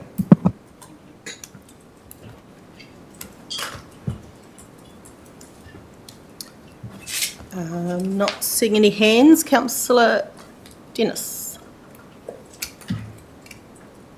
Sorry, I'm a bit confused about where we are. Are we allowed to be in page 175? That's what I said. You can do the report or Appendix 1 or 2. So, under the information bit on the local elections on page 175, I noticed there that after the Pōwhiri at the marae was followed by the inaugural meeting where Mayor Nandor Tanchos was formally sworn in. I was just wondering when the rest of us were sworn in. Or shouldn't that go the Mayor Nandor Tanchos plus councillors were sworn in? Just as a matter of record. Thank you. Councillor Urmick. Yes, thank you. I was just trying to put my microphone on. I saw the motion. I have a number of questions, if that's all right, Madam Chair, starting on page 164. Yes. So just with our emergency management, now we know that Regional Council will do this 2-year annual survey on community preparedness. Would that function still continue whether we go to unitary authorities or not, or do we need to be making provision for that in our resident survey? I didn't know whether to bring it up before or now. Through the Chair, I can answer that. Thank you for observing that, Councillor Imink. It is one of the many things that we are looking at in terms of should we be accepted through the Head Start proposal to look at amalgamation, but also with the disestablishment of regional councils, we're looking at how any gaps in reporting can be addressed. So leave it with us. We are aware of it and we thank you for highlighting it. It's something that we'll need to make sure we preempt before that happens. Thank you. Can we now please go to page 211 and just looking at the economic development, other projects and renewals consolidated. Two-part question. One, are we doing all we can not to spend the maximum that we've got in the LTP for the riverfront upgrade? And B, what are other economic developments and renewals consolidated? Thank you. I'll have a go at that one too, through you, the Chair. Other economic development renewal and projects consolidated refers to all of our property portfolio. So, for example, it's not just the harbourable properties, but it's investments in minor buildings. So, for example, Canning Place last year had some mould issues and a replacement kitchen, so the budget for that one was slightly higher than anticipated. The commercial buildings portfolio, we did spend a bit more than we expected to, but the overall commercial property minor budget came in significantly under. So essentially it's a wash up of all the little bits and pieces that we do across the commercial property portfolio. All right, thank you. And the answer to the riverfront upgrade budget, are we able to make any savings there? Could you just repeat your question, please? So, you know, we had the $7.5 million that we had in our LTP, and then we had the contributing lot coming from Kanoa for the riverfront upgrade and the CBD area. just checking that we're doing all that we can, not to spend the maximum if we don't have to. Yes, we are, and through obviously other forums when we bring you updates on that programme, I think Council have seen that we are trying to ensure we keep a very tight lid on any potential blowouts. Obviously we're still waiting because delays have impacts, but where costs go up because of delays, we're adjusting the overall envelope so that we don't go over what we've anticipated. Right, thank you. Madam Chair, you're right for me to still carry on? Oh, yes, please do, Leslie, yes. Page 219, climate change costs. Payments to staff and suppliers seems to be quite significantly higher with a 400k increase. Is this for the solar panels and or new staffing, or is there something else in there?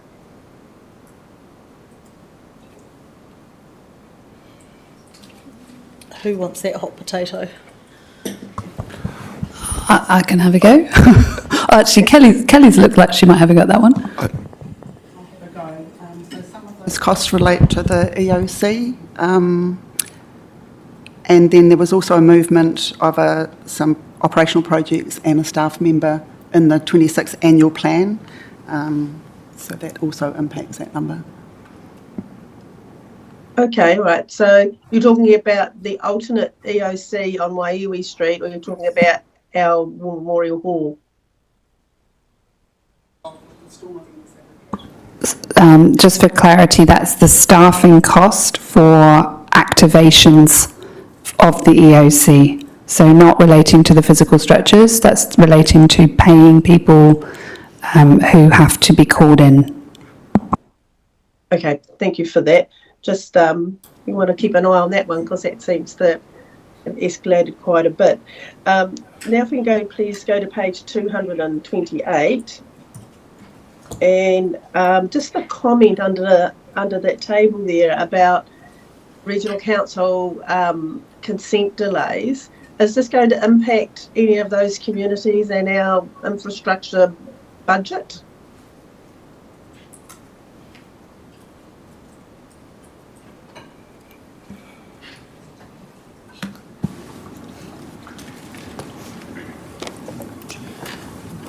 Kia ora koutou. Those delays, they don't actually cost us anything. There is an impact there's an opportunity cost or I guess a delay on the benefit realisation. That's the impact that it will have on us and our community, but there's no actual cost, no monetary cost involved with those delays. Okay, well that's good to hear. And does it sound like the consents might be forthcoming? It's being worked on and forthcoming. Yes, I couldn't actually put a date on it, but I don't know if David have got some more detail on that. Jump in a little bit here. So we've had the Whakatane stormwater consent in with the regional council for several months now. We are basically negotiating conditions there to try and get that through without requiring a hearing. So that should be in the next few months. I won't be clearer than that. And then the idea of that is it then leads on to what we should be able to roll out for the other communities. So it's trying to set the benchmark, I guess, for the other consents. All right, thank you. Page 251, this is the ports and harbour table. Where it says fees and charges, is that the harbour leases? Like, do we need to expand that description? I'll interest in this? Yeah, I'll answer that one. That's no, they're not the harbour leases. They go through economic development. They are the fees like berthages and the like through that activity. Oh, so where did you say the through leases go through? Economic development is where the leases go. The revenue goes through. In the property section. Correct. Yeah. Yep. All right. Thank you. That's all the questions I have for the annual report section. Thank you, Madam Chair. Thank you very much for your thorough questions. Councillor Whittaker. Thank you. My question's on page 200, and it's around the local wild food festival that we sort of host over in Ahopi. I did attend there as a participant, cooked a meal, etc.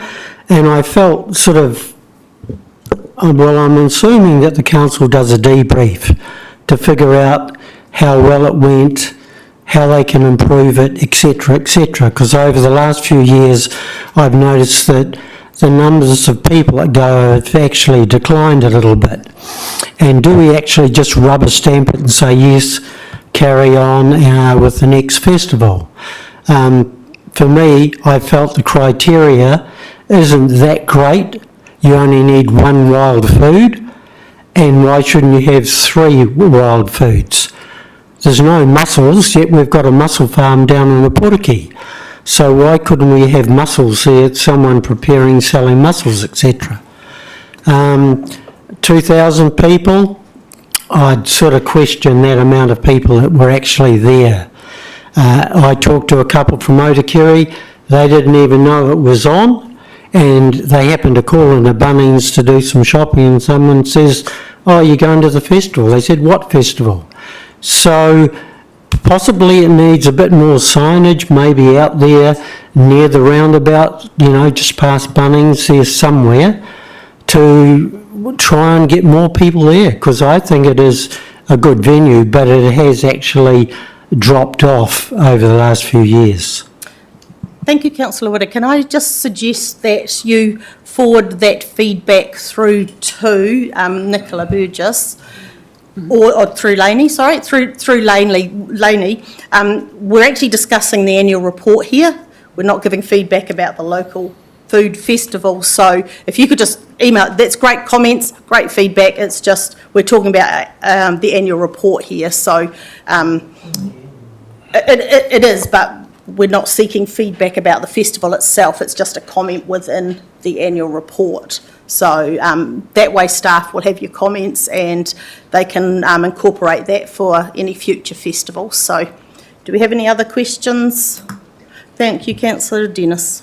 Thank you. On page 214, probably about the 5th or 6th one down, it talks about the council's prioritised low emission vehicle fleet, reducing the total fleet by 9 fossil fuel vehicles and purchasing 4 EVs, 2 plug-in hybrids and 2 hybrid vehicles. So where we reduced the total fleet by 9, have we now increased it by 8 with the hybrids and all that, or are we saying that once we reduce it by 9, the remaining ones we're slowly changing over to hybrids, etc.? And I can respond to that. Thank you, through the chair. Thank you for the question, and it did also come up in the recent Strategy and Policy Committee, because actually you've touched on something that's there's 2 parts to it. There's the total number of vehicles, and then there's the proportion of vehicles that are low carbon, and we made a commitment at that committee to bring you a report at the next Strategy and Policy Committee that has the categoric number.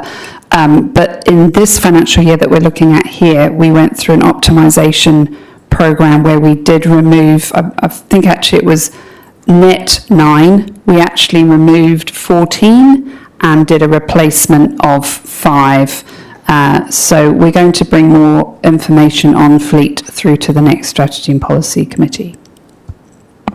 Okay, thank you. Just one more. If we go to page 215, I've got a bit frustrated with this, and I've mentioned it to the Chief Financial Officer.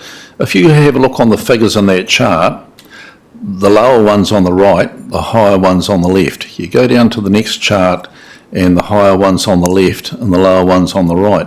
Is there some way of standardising that? Because it's getting really confusing when you're reading figure after figure and you're wondering why they're going the wrong way and you suddenly realise someone's changed the direction of the charts around.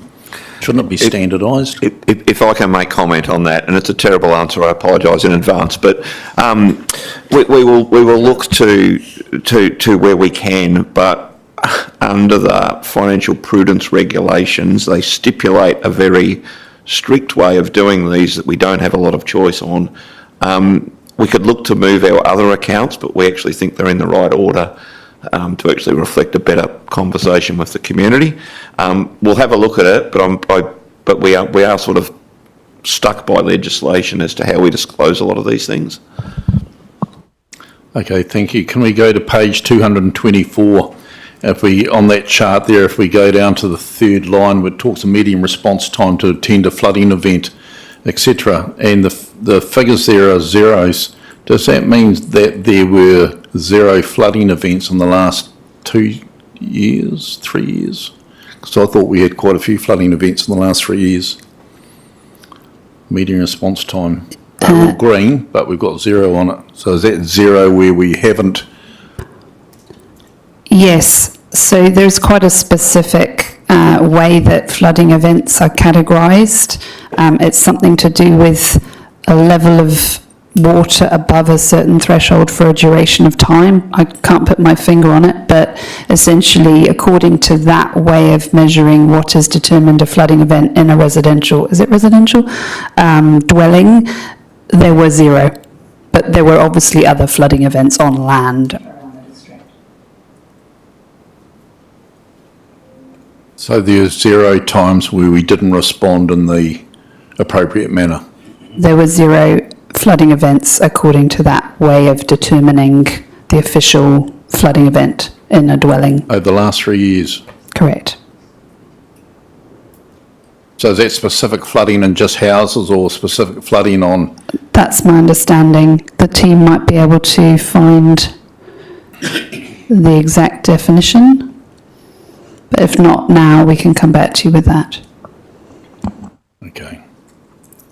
Are you happy, Councillor Dennis, if they come back to you with that information? Yep. Oh, unless Nick's got it on hand. Kia ora. I recall the definition is in the table there somewhere, but it's actually being a residential building having the floor level. Okay, thank you. Flooded. Thank you. That's the measure of it. Thanks. Excellent, great. Thank you for that clarification, Nick. Just, if we can go to page 238, on the extent to which the council drinking water supplies comply with Part 4 of Drinking Water Standards. Usual red. It's all red, the whole lot, and it talks about 2 schemes are compliant. So does that mean that the other 7 aren't? And then you've got a disclosure bit down the bottom, which I'll try to read, but does that mean that they've changed the goalposts? Yeah, with all that read in the report, we knew we had to bring in the big guns, so I've got Neil Yates with me here to respond to that. But just in general, with Taumata Arawai, there are a lot of new drinking water regulations, which many of our plants aren't yet meeting, so we have an upgrade suite of projects to do for Murupararu, Toki, Awakere, etc., to eventually get to meet those standards. That doesn't necessarily mean that the drinking water is dangerous or poses a health risk, but there are standards that we need to tighten and improve, and Neil can talk to the detail of that. Same as we brought up last meeting about the Ruatoki, how the turbidity rises in the water and we can't use the ultraviolet light because it's not transmitting through the water. This is the same as that. So, in that, like Nick's just said, Ruatoki doesn't comply, Murupara doesn't comply, and that because we haven't got systems there effectively enough to make sure that we can satisfactorily treat that water. Hence, we use the chlorine as well. And that gives us our dual. So we've got chlorine residual in the pipeline and we've got chlorine leaving the building.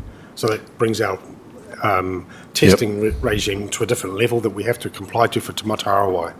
So that bit under the bit where they talk about the disclosure, does that mean they've changed goalposts of No, the goalpost is there, we just haven't kept up with it. Okay. We need to spend the money, we need to get on with the projects, we need to get the plants built. Okay, thank you. Appreciate that. I'll let someone else ask some questions.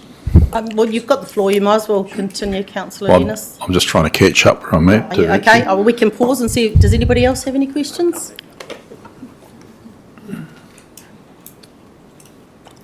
Councillor Hamill? Yeah, I'm on page 259, projects that have some of those kind of key projects haven't been completed this year or shunted down the track a little bit. I'm not too sure what my question is really, just about how will we keep a track of those projects.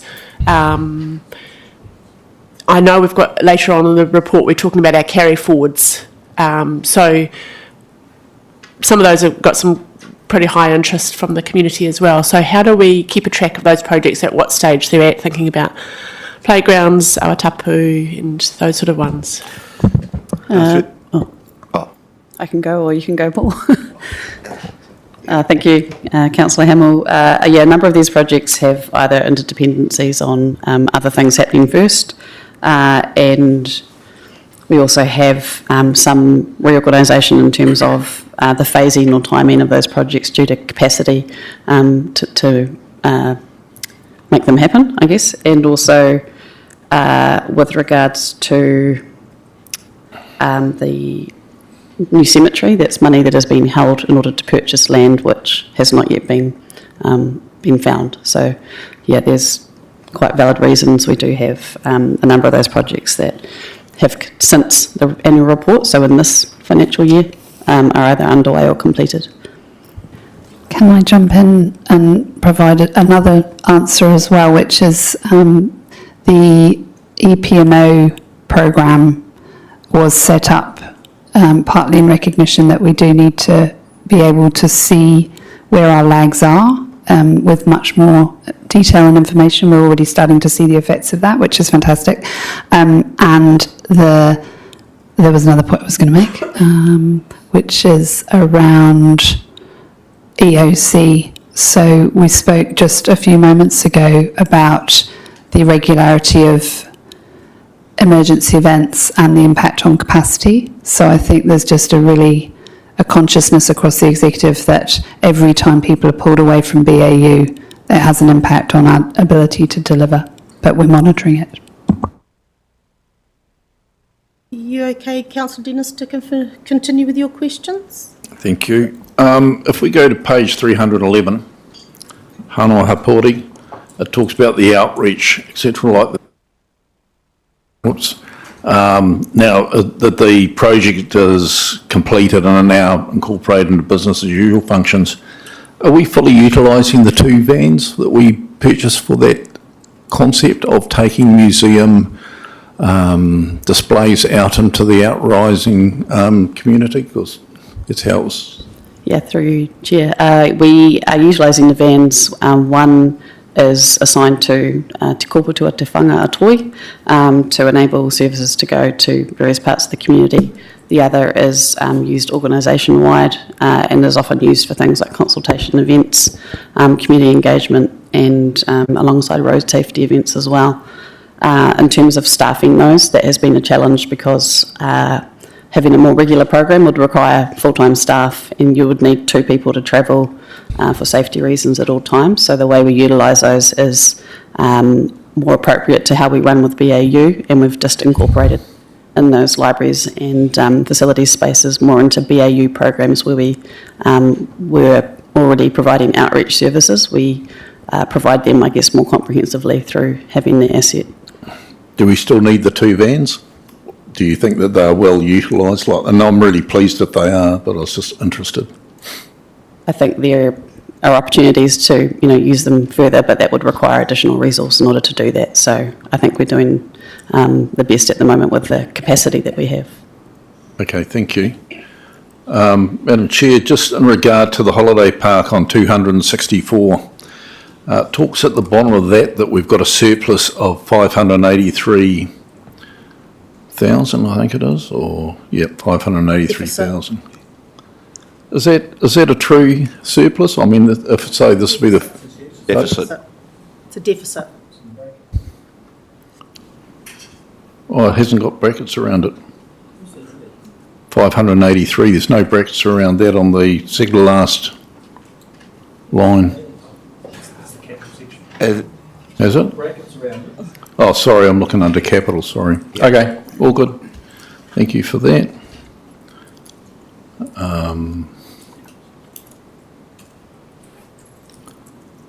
I'm just still trying to catch up where I'm at, sorry. Unless someone else has got some questions they want to ask. I haven't got any other hands, so the ball's still in your court, sorry.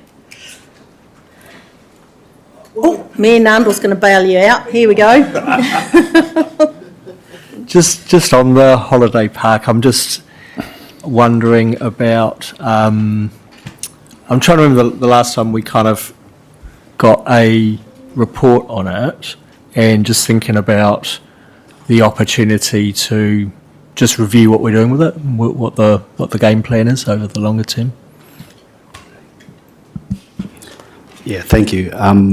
Paul Check is working on a plan, and so we can take that to council. So thank you.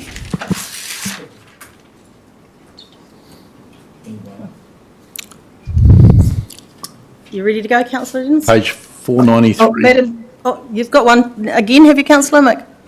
just in relation to the same issue? Yep, Holiday? sure. Yeah, thank you. I'm also on page 264, and while the previous table kind of said that we had increased our revenue even though we had less guest nights and visitors, this table seems to reflect that our revenue's gone down. It's on that 979,000 for fees and charges. So I was just looking at the disconnect between that, unless I've misread it.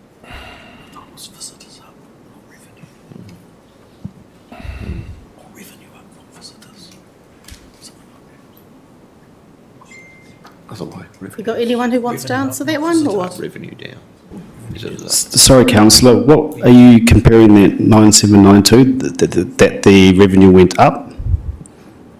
Well, it's got the actual revenue for 25-26 979, which is less than the revenue of 1138 in the 24-25 year. But I'm not quite sure where else in the report it said that our revenue actually increased. But this doesn't support that. Someone can come back. If I can answer that, the funding impact statement is in comparison to budget, not actuals on those columns there. Okay. Yeah, so the first two columns are budget columns. Okay, sometimes I forget that's what it was It switches. in relation to the LTP. Yeah. Thank you. Councillor Dennis. Oh, sorry, we can go. We'll go. Councillor O'Brien. No, I mean I've got this earmarked as well. I mean we have a plan for the holiday park. It hasn't met its targets in the last 3 years. What's our strategy? We keep getting. We've addressed this in the past. Do we have a strategy to improve what we're getting? Actually, I might save Hone, because I don't know if Hone, may not know the full history of the holiday park, and I know I certainly came in after it had begun its journey with council, so I may not have the full story correct. Some of the other staff may know better than I, but the holiday park was purchased by council, and it was in a rebuild phase. So the last 5, 6, 7 years have been about improving the facility, but also rebuilding its brand, because it had a really, really poor brand, and rebuilding its customer base. And where we're at the moment is it's probably come to the end of that phase. We've been getting some really good feedback. I recall, I think it was a year ago, it won an award or something like that, which was really positive. So when Hone mentions coming back with a business case, it's about that next phase, which is about actually we've got a really good holiday park now. It's being well used. It's been rebranded. It's got a good customer base. Actually, what do we do next? Thank you. Councillor Dennis. If we can go to page 495, talks about user fees and charges. In the second paragraph, it says fees and charges made up 7.8% of council's revenue for 26-27. Compared with similar councils, this represents a relatively low proportionate total revenue. Did you say 495? I think you might have jumped into the next report. 495? Are we in the wrong Yeah, Okay. you've just jumped to the next one, but we can All come right. back to you No, when we're... I'll come back to it, thank you. Yeah, was there any other questions in the initial draft annual report, councillor Dennis? No, thank you. No? Lovely. Does anybody else have any other questions? Mayor Nundor? Thank you. I've one just going back to page 215 around climate change and the not meeting the target around gross greenhouse gas emissions for the wastewater treatment plant. And in the explanation it says wastewater treatment data fluctuates depending on the year. The previous 2 years reflect lower rainfall years and therefore the 1% decrease could be considered a natural reduction. And I don't understand what the rainfall has to do with the emissions, and I suspect therefore probably a lot of people reading the report. So I'm just wondering whether, one, why is that, and two, could we put another sentence in there explaining what that means? Thank you. We'll do our best. My very crude understanding of it, and I don't want to get too graphic, but it's to do with volumes of waste. And so when things are more liquid, they're more volume. Yep. And they release more carbon into the air. But we probably need to just go and check that and make that as clear as we can to the community. So presumably release more methane. Yeah, both, and carbon, yeah. Right. Carbon dioxide, yeah. Because it didn't make sense because, yes, the volume would increase with more water, but not nutrients, but Yeah, the sedimentation process or Yeah. something, the residue. Yeah, it would still be the same. It's just diluted more if there's more water. I don't understand why. Yeah, well, I'll need to go and check the science. We always talk about carbon equivalent as well, so it isn't. It's a variety of emissions. But yeah, we'll do our best to make it clearer. Thank you. Thank you. Maybe something to discuss over lunch, Mr. Mayor. Steve, keep it seemly. Right, councillor Mick did have a hand up, but it's gone down, but you do still have the question? Yes, and thank you, Susan. It's great that you can remotely take my hand down. I wanted to make a comment and then a question at the end of it. I really wanted to commend the report writers for the annual report because I found it really difficult to detect any grammatical errors. And also having the explanations at the end of each section in the tables explained any potential question I might have had. So well done, it saved us both a bit of time. My question though is in the overall look and format of the annual report because it's quite lengthy and in parts it looks quite different, particularly in the financial sections. And I'm just wondering, Paul, is this to make it easier for the audit office to be able to cross-reference? I know in the past there was lots of toing and froing because the way we reported didn't kind of fit their expectation. Others may have to comment on previous reports, but the way this has been produced now is compliant with what we would see as a final annual report as much as possible. And what I would say is that the closer we have to that final document to give to audit makes our process with audit as smooth as possible. So, yeah, so what you're seeing will be pretty much what the audit see and will be what our final document looks like as much as possible. And the least amount of variation is the least amount of audit rework that has to happen. So that would be the intent of that. Thank you. Okay, so I think we've got one final question from Mayor Nundor. Thank you. Two very small ones. Oh, sorry, two. One is on page 281. It talks about the completed 2 large-scale closed landfill remediation projects, Burma Road and Matata. I think I recall Burma Road there being a problem with erosion and exposure of material. So that's entirely closed off now.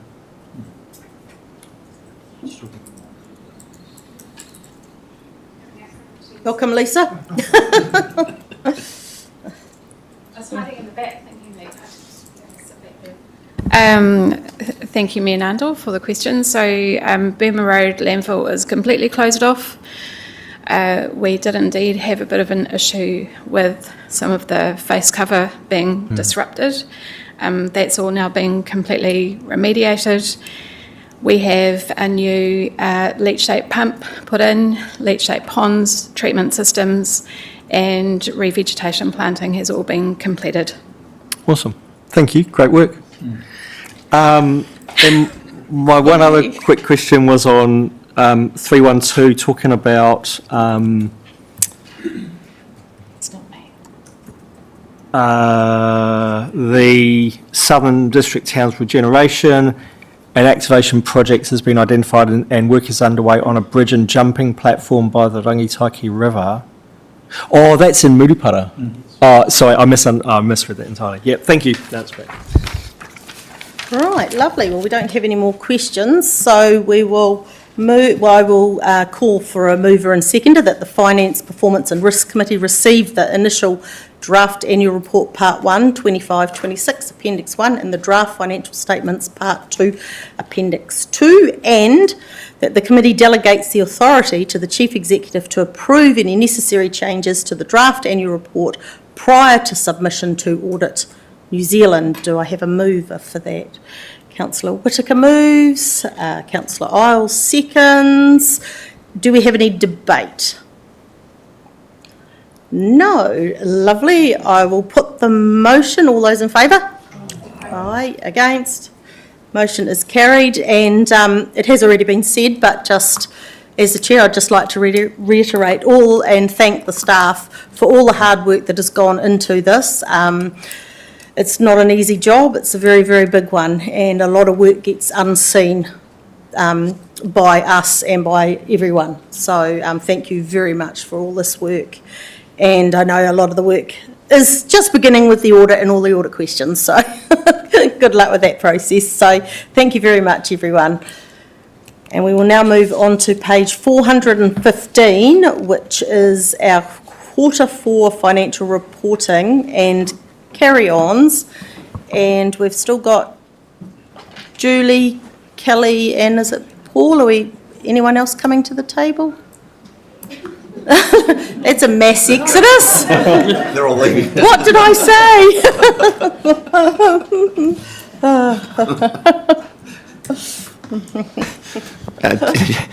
If I can just introduce this report. So previously this has included more of the financials, as I mentioned too. They have been included in the annual report. So this report is now focusing on the residual information on Treasury, the information on our debtors and rates collection, and it also includes both operational and capital carry forwards. You'll notice that these, particularly the capital, are a much lower number than you've seen in the past, and the reason for that is we look to change the process this year to include rebudgeting as part of our annual plan as much as possible. So this is picking up the items that weren't included within that annual plan conversation. So take any questions. Thank you. We'll take any questions, comments or compliments. How I'm going to do this section, because it is quite complicated with two topics. So we've got the Treasury Management Report and we've got the carryovers. So if we do the questions that you have first for the report or the Treasury Management Report, and then I will come back to questions in regards to carryovers, which is the second appendix, just so we're not flip-flopping between the two different topics. So does anyone have any questions on Treasury Management? Mayor Nundle? Thank you. Couple of questions. One is just in terms of our, and we have discussed this a little bit, Paul, but in terms of rates capping, the impact on our credit rating, our ability to take on and service debt. Do you have any comments about that? Yes, I think what I would say is just refer to Standard & Poor's commentary on rates capping has been that they are watching closely in terms of any councils that move to more unbalanced budgets that look to, with rates caps not reflect either an alteration in their capital program or operations to ensure that they don't move their ratios in a negative way. And what I mean by that is if the revenue is limited, our key ratio is debt to revenue that they look at. If that worsens, they have signalled that there could be credit rating implications, which may come at a cost to councils if they are adverse in those ratings. So, yep. Thank you. My other question is around, and this is not very well formed, but thinking about our treasury policies, which I guess are around, so we do a bunch of hedging stuff, and I suppose there's an ongoing thing of managing our liquidity to meet our needs. When you've got a really significant project on like the ERP scheme, which has, I guess, risks for business continuity if things go wrong, do we manage the Treasury in a different way in response to those kind of projects, or do we just kind of carry on? No, we don't, but we do look at, and in the annual report, I should have pointed this out, is we did actually do some pre-funding, which is why there's $15 million you'll see sitting in the term deposit line. So we're basically looking at what the forward cash flow is looking like on those major projects and ensuring we have sufficient liquidity for that. And that is in the form of either taking up funding through the local government funding agency, or we have two credit facilities, one with local government funding agency and one normal banking facility that allows us to access finances for unexpected things or where that cash flow changes. So, yeah. Thank you. That's helpful. Councillor Whittaker. Thank you. Paul, with our credit rating at AA minus, is that an improvement or is it the same as what it was previous years? It's stable, hasn't moved. So it's yeah. So we are stable with no outlook of any change at this point in time. Thank you. I'm not seeing any other questions for the Treasury Management Report side. Do we have any questions in regards to the carryovers, which is in the report and Appendix 2? Councillor Amick? Yes, sorry, Madam Chair. I'm hoping I'm not, well, I think I might be out of order. Oh, I've just realised the question I was going to ask was related to the annual report financial statement, so I'll take that offline to talk to Paul about that. Thank you. Okay, no problem. So no other questions with the carryovers? Everyone's happy with those reports? Oh, Councillor Hamill. Thank you. Just wanted to double check with the carry forwards. So we're proposing to carry forward about $1.5 million of those capital expenditure. I just didn't get the sum. So what happens to all those carry forwards when we've got approximately $12 million for the Ruatoki, Murupara upgrades, Rex Morpeth Hub and flood wall? There's a lot there that doesn't add up to the 39.9. So how are we going to, it probably goes back to my original question about how we see that reflected and perhaps itemised, and then how each one of those is going to be accounted for. Yeah, so in terms of those projects, the bulk of them were included as we rebudgeted as part of our annual plan. So they actually have been now budgeted to come into the annual plan in the current financial year that we're in. So you're not seeing them in the carry forwards because they've already been rebudgeted. They've therefore been allowed for in our funding for this financial year. In terms of the reporting on them, we will report on our key projects to the Projects and Services Committee, and as Lainey referred to it, Lanny has referred to as that the Arathakina program of works will enhance the focus on the reporting and, more importantly, the delivery of those projects. Okay, thank you. So it comes down to individual projects in terms of which one is that. Thank you. Right, I'm not seeing any other hands, so on that note, I'll move to the recommendations. I'll call for a mover and seconder that the Finance, Performance and Risk Committee receives the Q4 financial reporting and carry forwards report, and that the committee recommends that the council approves the carry forward of unspent capital expenditure budgets related to projects in the 26-27 financial year totalling $1,515,000 and $556,000 for council and $44,664 for Whakatane Airport. That the committee recommends that the council approves the carry forward of unspent operational projects into the 26-27 financial year totalling $2,036,000 Oh, had a moment there. Sorry about that.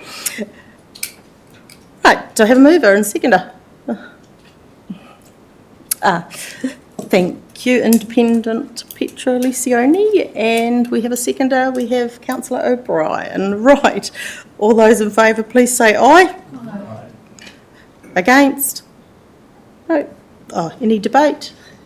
Sorry. Carried. Sorry, I should have said the debate first. Apologies. Right, we now move on to page 435, which is the BOPLASS Statement of Intent.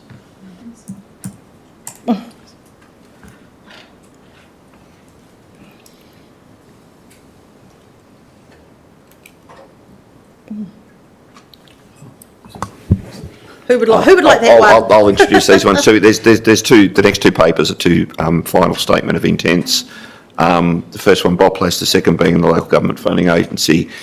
They reflect any changes that have been requested through the participating councils.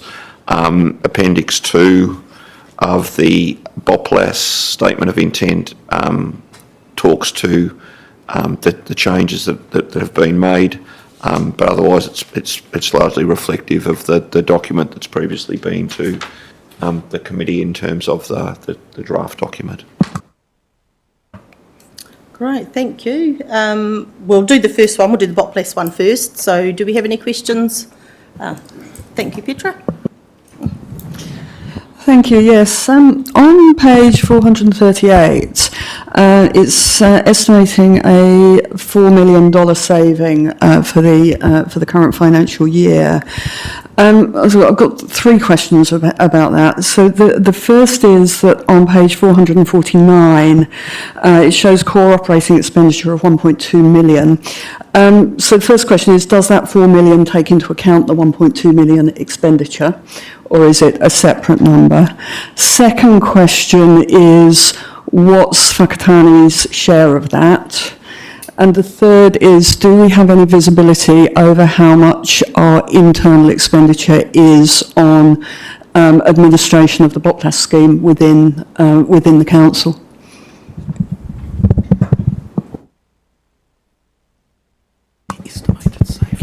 Yeah. I'll have a go, and the Chief Executive might add to it. So in terms of the first question, the 4 million is the accumulated savings for BOPLASS itself, so it is different to the 1.2. It's what is actually their savings generated for the councils. In terms of Whakatane's share, I might need to come back in terms of what that number would be. I suspect it's around, we're sharing microphone, like the Beatles.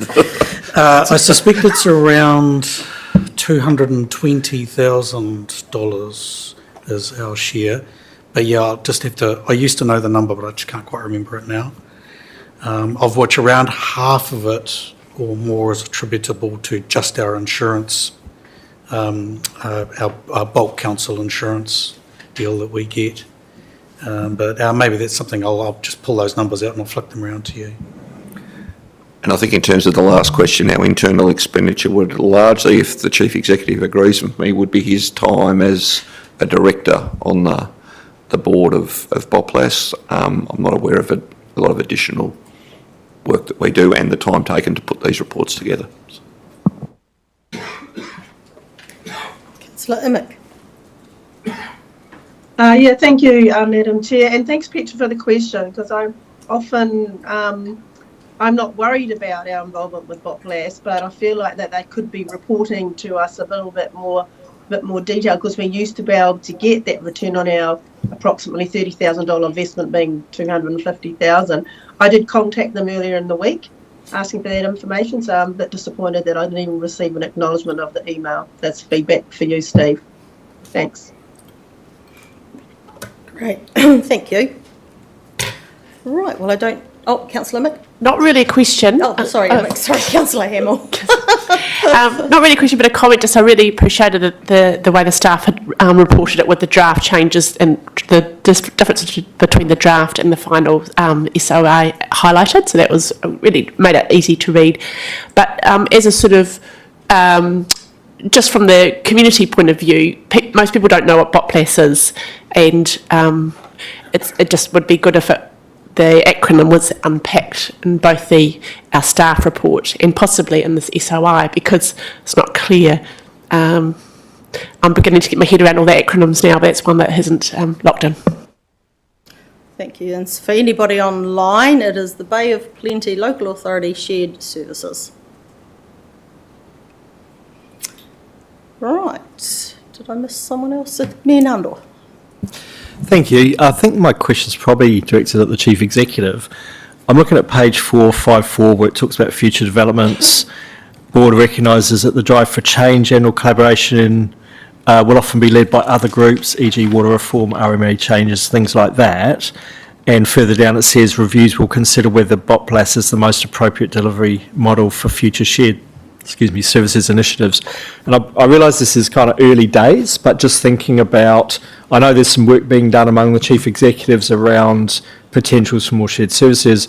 We've got, if our Head Start proposal is accepted, there may be some value in the way we work across the Bay. So I realise it's early days, you may not have an answer, but do you have any indicative early thinking about the role of BOPLASS in that, or whether it will be more turning to or creating new...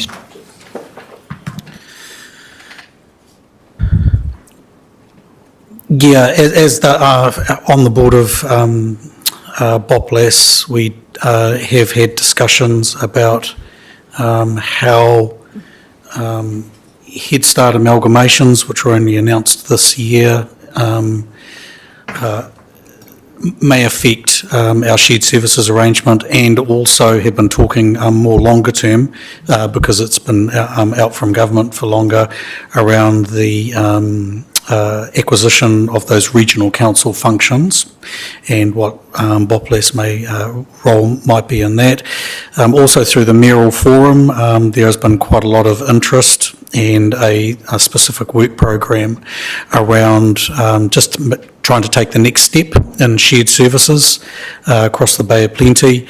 It's a little bit tricky as well, because BOPLASS shareholders include Taupo and Gisborne councils, so they're not Bay of Plenty specific. So we have a Bay of Plenty mayoral forum, but we have two other shareholders who sit outside of the Bay of Plenty. But as a board of directors, we have started a work program looking at what major shared services might be the next opportunity. It's fair to say, I think, that a lot of the low-hanging fruit has already been taken, because BOPLASS as an entity has been around for about 20 years. But we're really wanting to now start getting into the tricky stuff. So we've got this work stream that's looking at three particular areas. One of them is waste and the coordination of waste procurement. One is looking at our IT systems, not IT as a whole, but actually breaking down some of the systems and looking for opportunities in there, whether they exist. And the third one was IT, waste, and can't remember, it slipped my mind. So, but we do have that work program underway. In terms of the future of BOPLASS, I mean, I certainly don't feel like it would ever go away because shared services do make a difference. I've almost got the numbers. I've been digging through my emails and I found the sheet. It does make a difference for the partnering councils.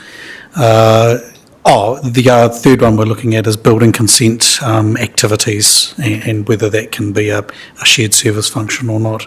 Some other regions do that. So I don't think it would ever go away. And then when we have sort of talked about just blue sky thinking really around what a future role might be for BOPLASS. I mean, there's always that foundation of just general shared services between partner councils, but then there's also questions starting to surface around perhaps there are still in the Bay of Plenty region some services that should be managed at a regional level. In particular, some of the regional council functions, maybe they should be retained at a regional level rather than being broken down into sub-regions. But yeah, it's still to traverse that conversation and understand what that really looks like when you start trying to actually plan the detail of that. But certainly those conversations are underway. So whether that takes it from its foundation and expands its role and makes it a little bit different. Yeah, is that helpful? Thank you, that was helpful. Right, I'm not seeing any other questions, so I'll call for a mover and a seconder that the Finance, Performance and Risk Committee receive the BOPLASS Statement of Intent 2629 report. Do I have a mover for that? Councillor Boynton, seconded Councillor Hamill. Is there any debate? No, I will put the motion. All those in favour please say aye. Aye. Against? That is carried. We will now move on to our Local Government Finance Statement of Intent, which is on page 460.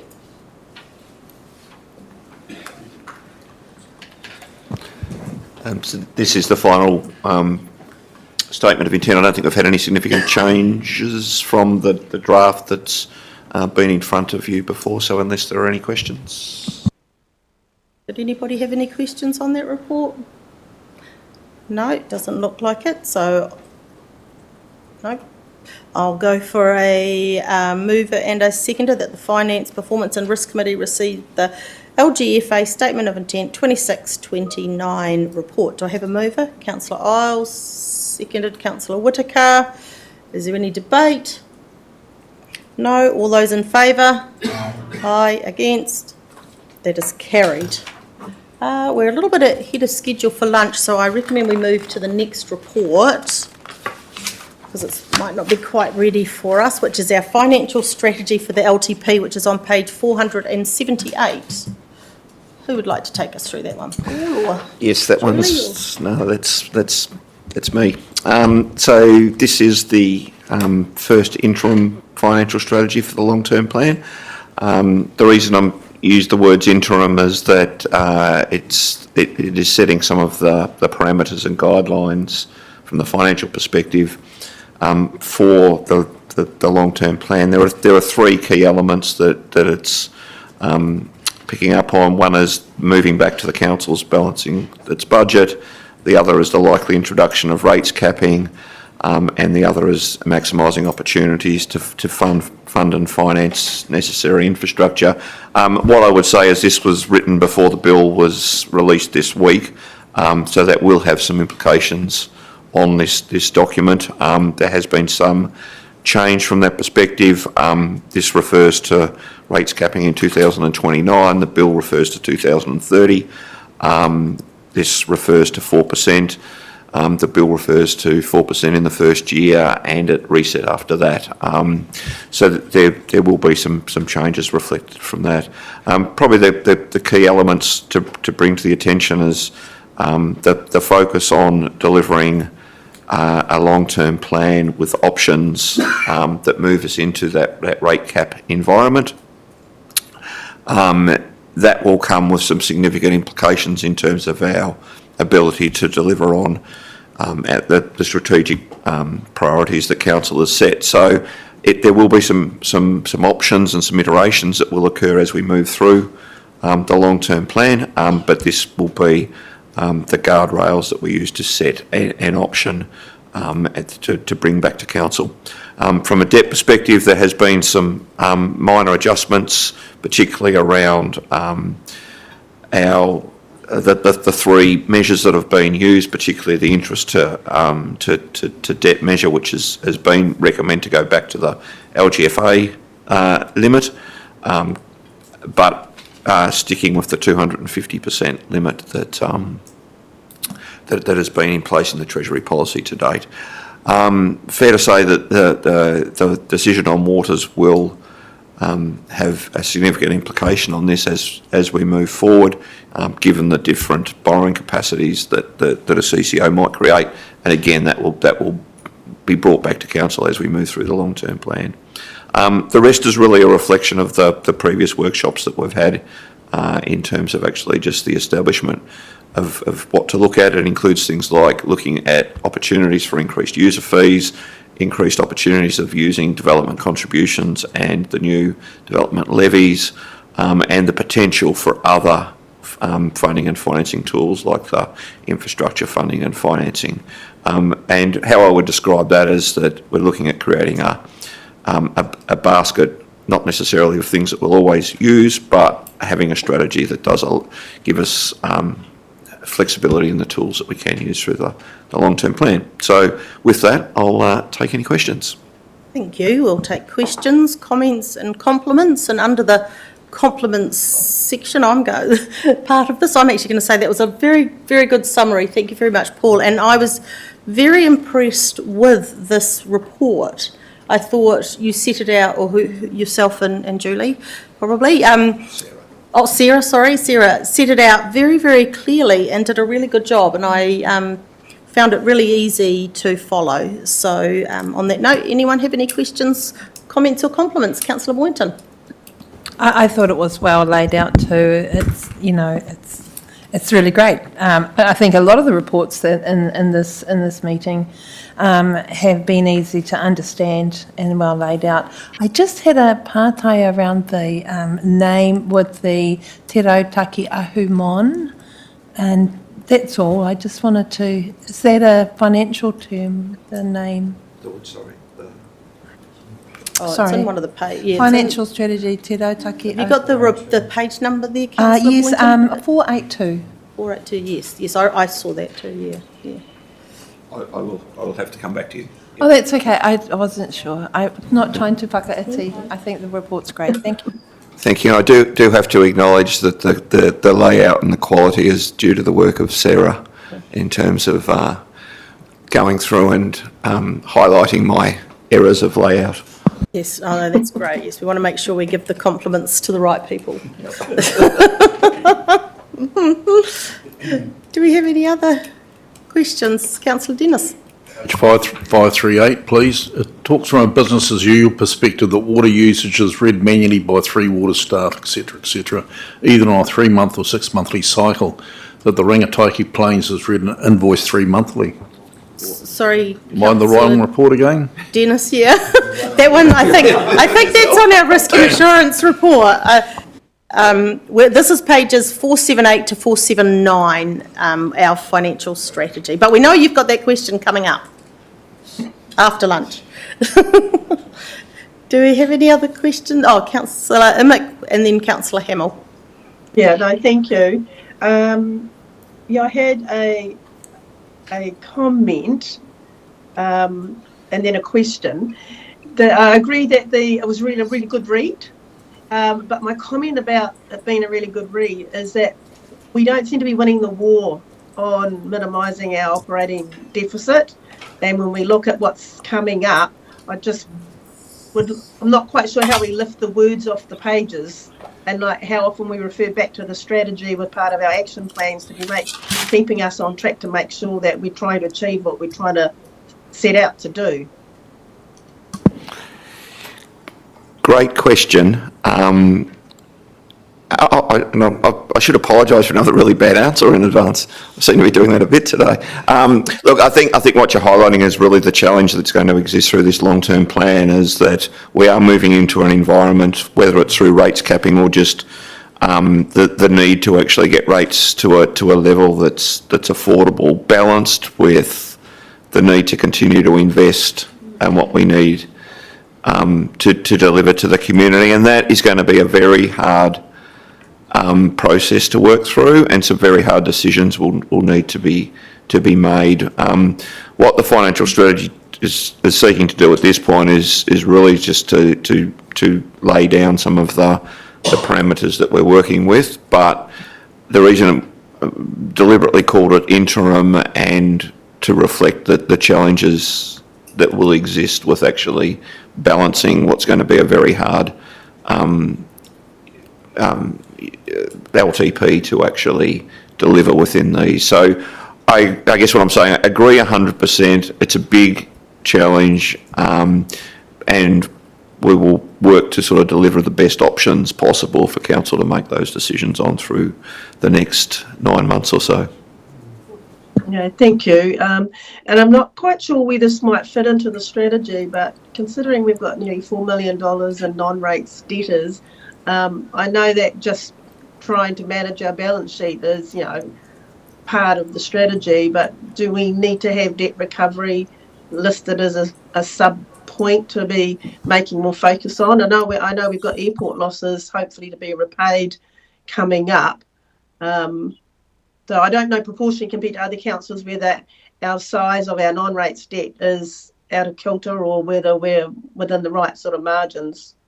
Well, we are within the right sort of margins when you exclude that airport debt. And that will make a significant difference to be able to recover a big chunk of that. But we are conscious of working with the community in terms of that debt recovery process, and ensuring that we do get the right balance to be able to do that.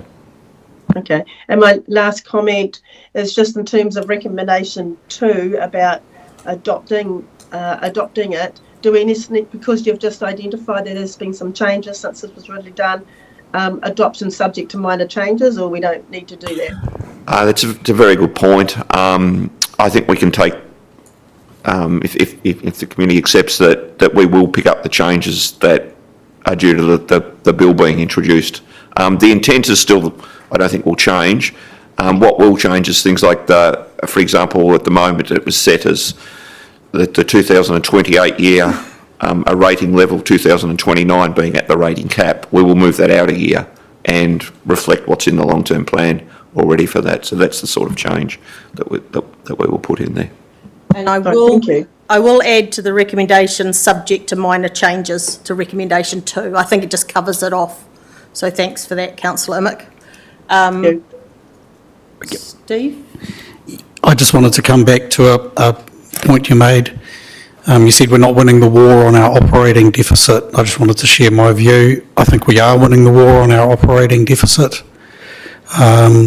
We are paying it off, and we're paying it off early because council's made those decisions to apportion some of our savings to paying off the operating deficit early. But I think to Paul's point, what you're really highlighting there is it's actually still one of our big challenges that we need to figure out, because you don't want to be in an operating deficit or an unbalanced budget going into a rates capping environment. That's for sure. Right, I've got Councillor Hamill, then Councillor Whittaker. Thank you. Yep, I was pretty much along the same lines of Councillor Amick about, I like that phrase, the words jump off the page. I think we are on the right track, but just keeping on reinforcing through the strategy that we're very focused on getting our balanced budget. I'm on page 492, and I wonder again whether that's jumping off the page that water rates are going to be separated with the average increase of water charges are projected to be 8.3. I'm just wondering if that's clear enough that that's going to be separated for our community, just in terms of readability. It's just perhaps just to mull over, yeah. We will develop a much more comprehensive communications that will go with the long-term plan that will make that very clear as we move forward. So whilst it doesn't jump out in the financial strategy, it certainly will jump out as part of conversations that we have around waters and the long-term plan. Councillor Whittaker. Thank you. I seem to recall in the last long-term plan that the average water rate increase was going to be 8.3% for about 6 to 8 years, and I see now you've extended it out to 10. Is that just to sort of cover the basis, or? No, that's really reflective of what was the adopted water service delivery plan that was accepted and lodged last year. And Nick might want to comment further, but I think what I would say with that is we now need to do a water services strategy as part of, alongside the long-term plan, which may update and impact on that. So what that 8.3 is just reflective of what was included as an average number within that water service delivery plan. The water services strategy will replace that alongside the long-term plan. Thank you. Right. Do we have any further questions? Oh, sorry. That's all right. No. Kevin Thank you, Rains. Chair. Trying to think how to question it. Infrastructure strategy and financial strategy, they're so intricately linked. Many councils are combining them now. Ultimately, they need to come together in the LTP, and such a key driver of your finances is the cost of infrastructure. There is a mention here about, growth-related and previous underinvestment, but how do you bring those two together? At what stage? Yeah, great question. This is very early in the piece for the financial strategy. Often they come out of the plan, so they will align as we move through the long-term plan. We're in the process as we speak of updating all the infrastructure and projects, which will be the source of information to update the infrastructure strategy, and they will come together when we get through to the draft. So in terms of timing, we'd be looking at this sort of later in the calendar year of bringing them together, with the intention of having the draft of what that looks like this side of Christmas to include financial strategy, infrastructure strategy, and the projects to support it, and the water services strategy. Thank you. And I'd just like to point out too that our independent member, Kevin, has actually already had discussions with Paul and has also emailed questions and things through. So just letting everybody know, because they won't know otherwise, that he has been quite active, even though he's only just joined our committee. So thank you very much. Yeah. Did I have any other questions, Mayor Nanda? Yes, I thought I still had you on the list. Thank you. Some of the questions I had have been covered by other people, but there's a couple of things I'd like to ask about. And just as an aside, I guess, your comments around the impact of the decision on water, whether we move to a joint CCO, and the impacts on our debt. So we'll address that question when we get to that separately. But in the meantime, on page 487, it talks about use of reserves, and then again addresses it in 495. Talks about, it says the approach in this will continue.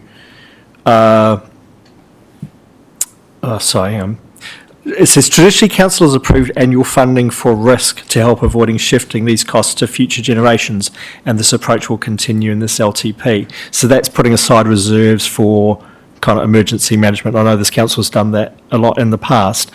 There has been some discussion around whether or about the alternative approach of, rather than building up reserves, of just relying on debt headroom to borrow when these events occur. And it seems like we've got a bit of a mixed approach where we're building some reserves but recognising some borrowing will probably also take place. Is that reading it right? Yeah, absolutely. And the piece that I would add over the top of that is really that if and when the bill is passed around the rates capping, whilst we will look at modelling to put funds aside into reserves to manage risk, because that delivers that intergenerational fairness in terms of current ratepayers are paying for that risk as opposed to putting it on future ratepayers, it will need to be balanced against what we can actually deliver within that rating cap. So it is it is a little bit of a statement to reflect the fact that ideally we would look to fund risk and continue with that approach because it delivers on our objectives of being fair and equitable. But it's going to be very hard when there's a rating cap in place which may impact on the ability to do that, and therefore we may not be able to do that or to the extent. Now what that will mean is if we have the balance sheet headroom to do it, that's all well and fine, but the cost of that debt at that point in time will be on a future group of ratepayers, not necessarily spread as equitably as it could be. So that's one of the dilemmas to it with the rates caps. Plus, we would need to potentially apply for exemptions for that. Yeah. Thank you for that. A couple of fairly minor things as well. So one is moving to page 490, where it talks about fairness and equity, and this is really just the way this is a public document is articulated, because it says council considers who benefits from or contributes to the need for a service or activity when determining who should pay a share of the associated costs. But to me, fairness and equity means quite a bit more than that. Fairness and equity is also about how the benefits are shared across the community from a wealth distribution point of view, I suppose. Given the context of increasing wealth concentration, since the mid-80s, really. So I was just wondering if we could adjust the wording a little bit on that. And then my other one was on, thank you, my other one was on 496, where it's talking about the Harbour Reserve Fund. So this is the second bullet point under the heading Developing Revenue Opportunities. The Harbour Reserve Fund, where use of this fund can support agreed priorities and reduce pressure on general rates or borrowing. And I think what that's saying is because we're looking to increase the income off the fund. But I'm just thinking it could be read to, there's a lot of concern in the community about just spending that fund on whatever we feel like, and that could be read to be saying that, which I don't think is what it is trying to say. So just tweaking the wording a little bit to refer to the improving the income or something. Yes, and what I can do is just be clear that the process for that will be bringing back the SIPO, the statement of, I can't remember what it stands for. Priority objectives.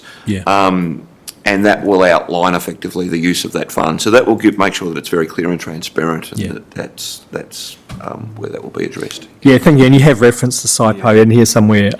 It was just that one sentence. I just didn't want anyone in the public to get the wrong idea on it. That's all. Thank you. And just to echo other people's comments, it's a really great read. It's really easy to read. It's really easy to understand. It sets it out really clearly. So thank you. Councillor Isles. Thank you, Madam Chair. Yeah, just to carry on from Mayor Nandor there, the way that the Harbour Reserve Fund has been articulated lower on really answers a lot of the concerns or interpretations that we've seen floating around in the local media and particularly via the Beacon of late. So, yeah, great statement. Thank you. Thank you, Councillor Isles. Councillor Boynton. Thank you. Just also referring to the Harbour Board Reserve Fund and statement, and in there there's a long history of the Harbour Reserve Fund that dates back to 1930. Was there going to be any reference around how the Harbourford land was acquired? Just asking. Probably not within this document. I don't know if there's elsewhere, but not within the financial strategy. Okay, thank you. Right, well, I don't see any other questions, comments or compliments. So I will put the motion, and that is that the Finance, Performance and Risk Committee receive the financial strategy for LTP report, and that the committee recommends the draft 2737 financial strategy to council for adoption, subject to minor changes. Councillor Isles moves, Councillor O'Brien seconds. Is there any debate? No, I'll put the motion. All those in favour, please say aye. Against? That is carried, and we will now break for lunch. We will come back at 10 No, we'll do 45 minutes, so we'll come back at 1. Thank you. Having a long lunch.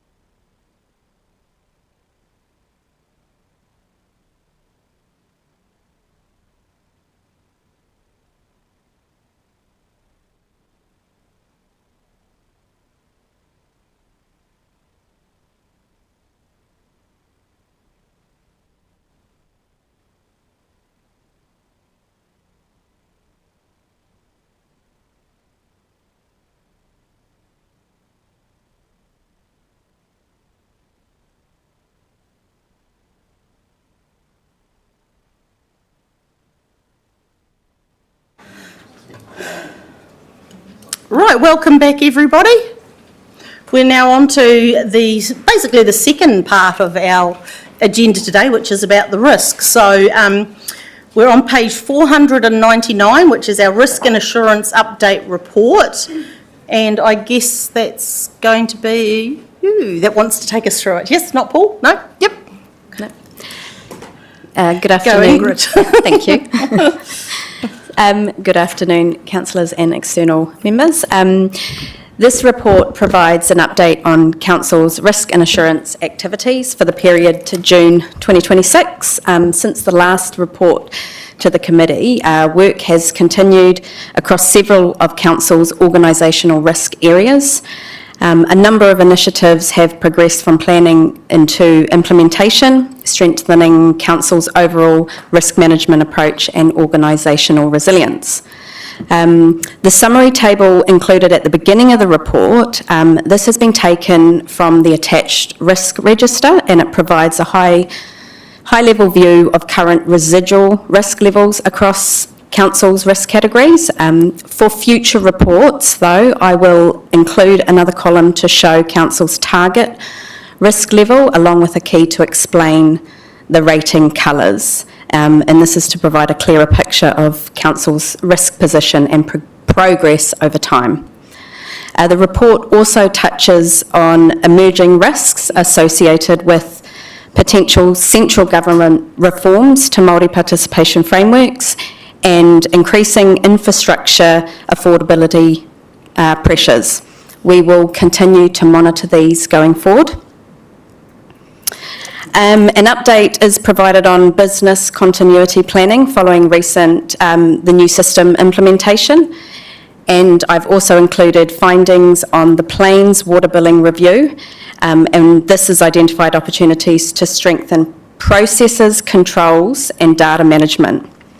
Overall, there is continued progress in managing our organisational risks. Thank you, and we will take questions. Lovely, thank you very much, Ingrid. So I'm going to do questions of clarification, comments and compliments for the report and Appendix 1, 2, 3 and 4, but we will save any questions on Appendix 5, which is the Plains water supply, after we have done the risk and assurance update main body. So if everyone's clear on that, we'll keep water Plains questions till after this first part. Right, any questions? Oh, good, Kevin. Thank you, and thanks for the report. Look, and this might be an education piece for me. The notion of a risk appetite is always finds quite important. How willing are we to allow risk in that area? Is that sort of what the target risk is telling us? Did you want me to talk to that? Through the chair.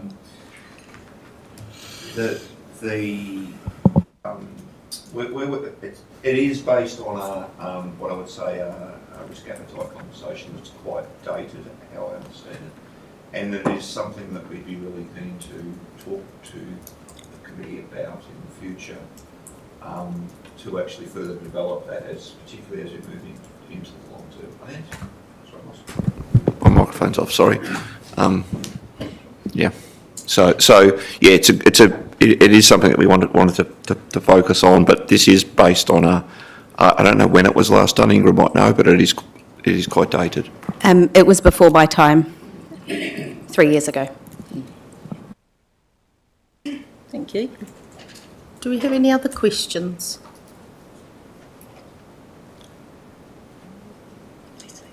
Oh, sorry, Leslie. I moved my mic, which was not really very good because I moved it to right in front of where your hand is, so I'm going to remove it and then I can see. Sorry, Councillor Amick.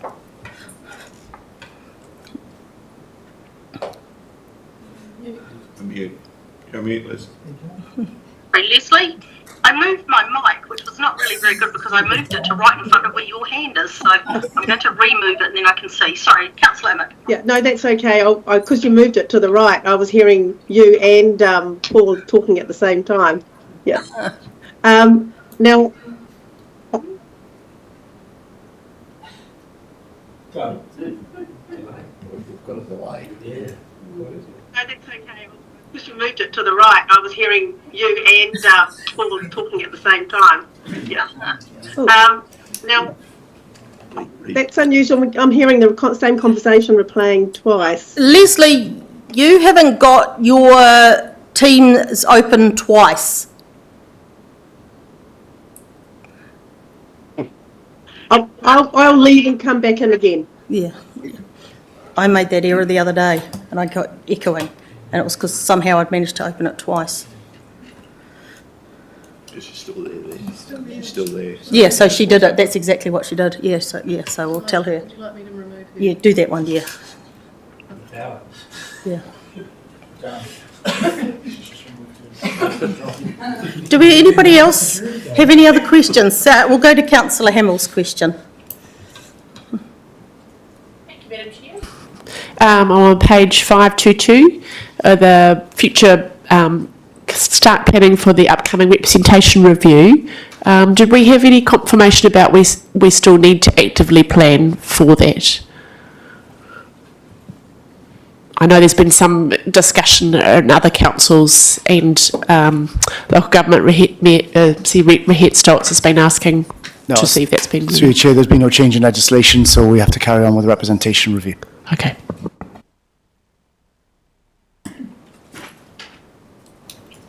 Do we have any other questions of the report? No, we're just waiting for Councillor Amick.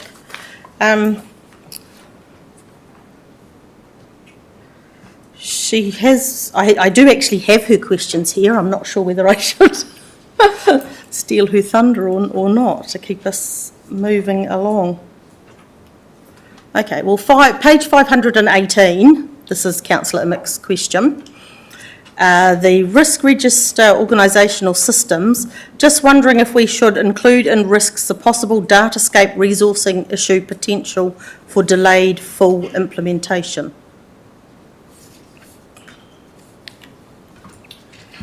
Through the Chair, what I would suggest is we do have that as a risk in the project steering group, and I think it is a project risk and is dealt with there, but I don't think it needs to come into the corporate register. Yeah. She's still not here to hear the answer. Planes. If there's no other, oh, sorry, did we have a? Okay, well, we'll move to Appendix 5 then. Did anybody have any questions with the water supply, which is around about page 536, I think, somewhere around there. I'll just check. Oh, no, not quite. It must be pretty close to there. It's on 538. Councillor Dennis. On page 538, where it talks about the water usage read manually by 3 water staff, either on a 3-monthly or 6-monthly cycle. It talks about Rangatahi Plains as read and invoiced 3 monthly. What I want to know is why are we doing that, and is there an extra charge each time you read the meter? So if you're paying an extra $80 to $100 every time you read a meter, they're actually paying more for admin than anyone else's. Thank you. Kia ora, thank you. The Rangatahi Plains water supply scheme has got quite a long history, and it's got an unusual history in that it was built by the local farmers, or contributed to. Actually, I'm not sure who built it. And then at a point in time, the council took over the ownership and operation of the asset. And because of that involvement from the locals early on, they've been getting a reduced rate. But that reduced rate only applies to a certain volume, and above that volume it goes to closer to or higher to than the standard rate generally for Whakatane and its communities. It's about 85 cents a cube, I think, up until a cube and a half per connection for residential. For farms, it's half a cube per hectare of land. When they go beyond that or above that usage, it's a much higher rate. So it's in their interest to keep a really good track of the usage, and for us as well. So that's why we read on a 3-monthly basis to track the use of it. And are they charged every time you read it for the reading of it, or is that spread out? Obviously, there's a cost involved with that, which is why we're going to smart meters and introducing smart meters right across the district. I couldn't actually tell you whether it's per reading or whether it gets averaged through the rates. Is that something you can help with, Paul? I don't know, I have to check. Well, we'll check that and come back to Okay, thank you. Councillor Hamill. Can I go back to the risk section? Is that okay? Yeah, absolutely. I read the Mullow report last week, and there's obviously lots in there for those who've read it, and it's pretty topical. I just wondered whether one of the key things that jumped out at me was different teams not necessarily communicating as well as possible within a council setting, or things not being escalated, and different teams not communicating their work program as well as they could to avert the outcome. Is that something in terms of natural hazards? Are there any learnings from that Morale report that we could integrate into our processes? Definitely. We've all had a good look at the report at Executive, and we had a meeting this week to look at next steps for us and the implications. We haven't a clear picture of exactly what that looks like yet, but we are really conscious that we don't want anything of that nature happening anywhere near here. So there's a few things we've already got in place. So we have a working group who are continuing our natural hazard assessment stock take. They're using a number of things which are already underway, and we've got that data will be coming through to us as Executive to make sure that the ownership of all hazards is really, really clear. I think there are some advantages we have, being a slightly smaller council, where we do have a greater degree of visibility across portfolios, but certainly there are major risks that we need to be aware of, and we are. Thank you. Thank you. Thank you for that.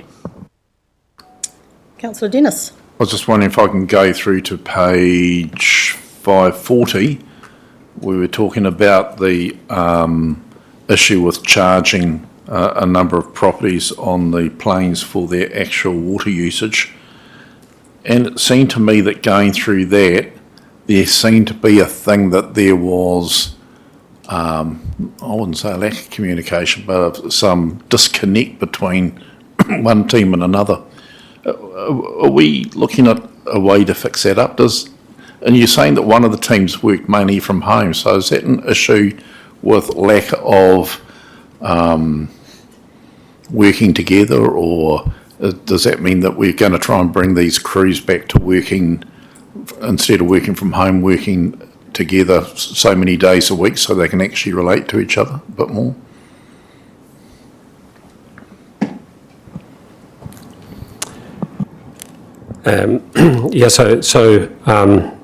That's a factual observation. I think that there were issues with working together and as one team. There was a period where it turned into a bit of a finger pointing exercise, which is when Paul and I got involved and got under the bonnet of this and made sure to sort of plaster up those cracks as quickly as we could.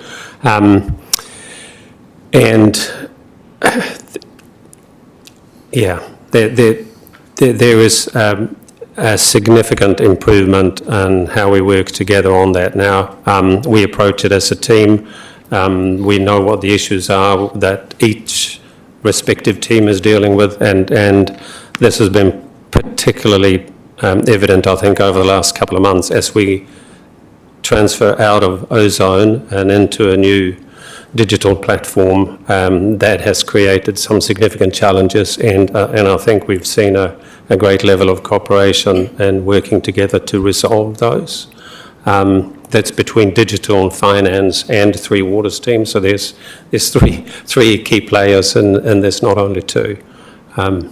But yeah, there were some significant gaps.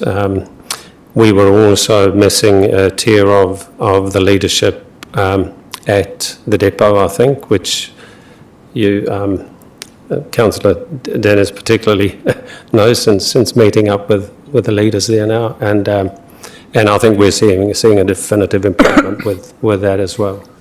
Excellent, thank you. What sort of pushback have we had from these 64 affected properties? Sorry, I couldn't pick that up. Oh, sorry. What sort of pushback have we had from these 64 affected properties? Yeah, there's been some. It's actually been... There's been an understanding of it, I think, because we have done... we've done an okay job of just trying to explain how this happened. And I think to many of them, it wasn't a surprise either, because many of them are high volume users, right? Yeah. And it was zero. if you get a bill for zero for a quarter, you know that you've still used the water, and I think there was sort of an expectation that we would catch up on that. So I think that between those two factors, it's helped the level of feedback. Thank you. Thank you, Nick. Do we have any question on the report or any of those 5 appendices? Yep, Councillor Boynton. Sorry, it is going back to risks. I think it was on page... That's okay. Was it 508? It was just referring to the impact on Māori relationships, and thank you for highlighting their regards to the changes in the local government reform, which may impact on Māori representation. You said in there that it's that council will monitor. Is there indication that the council, in designing what is to become the future look of council under the reforms, where they have the ability to determine how Māori representation is part of that model?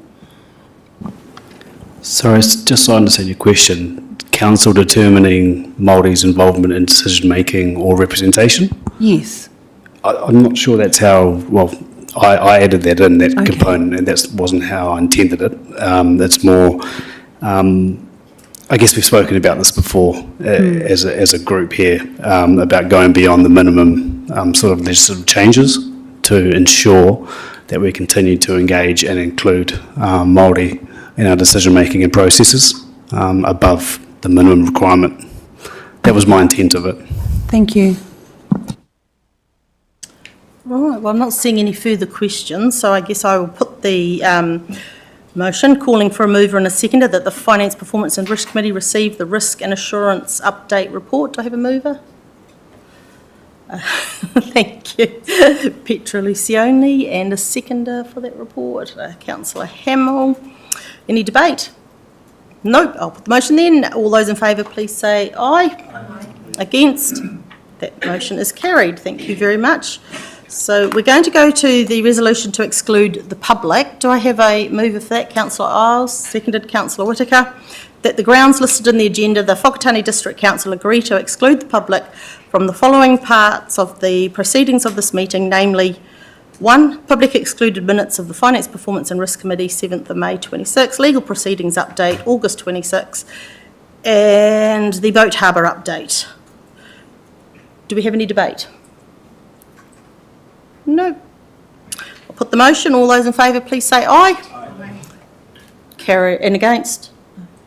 Carried. Thank you. Yeah.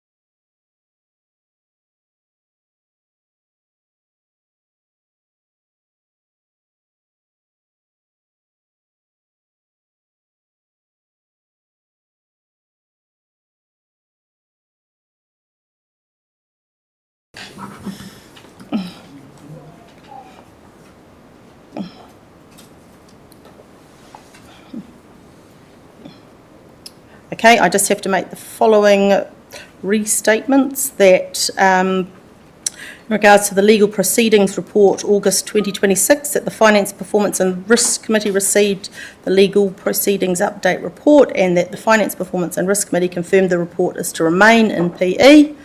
And the Boat Harbour update, that the committee received the update report and the committee confirmed that report be released to the public on the Chief Executive's approval. I don't need a mover and seconder, that was just restating that. So on that note, I will close our meeting with our karakia. So, kia whakairia te tapu, kia wāte ai te ara, kia turiki whakataha ai, kia turiki whakataha ai, humi e, hui e, tai iki e. Thank you everyone.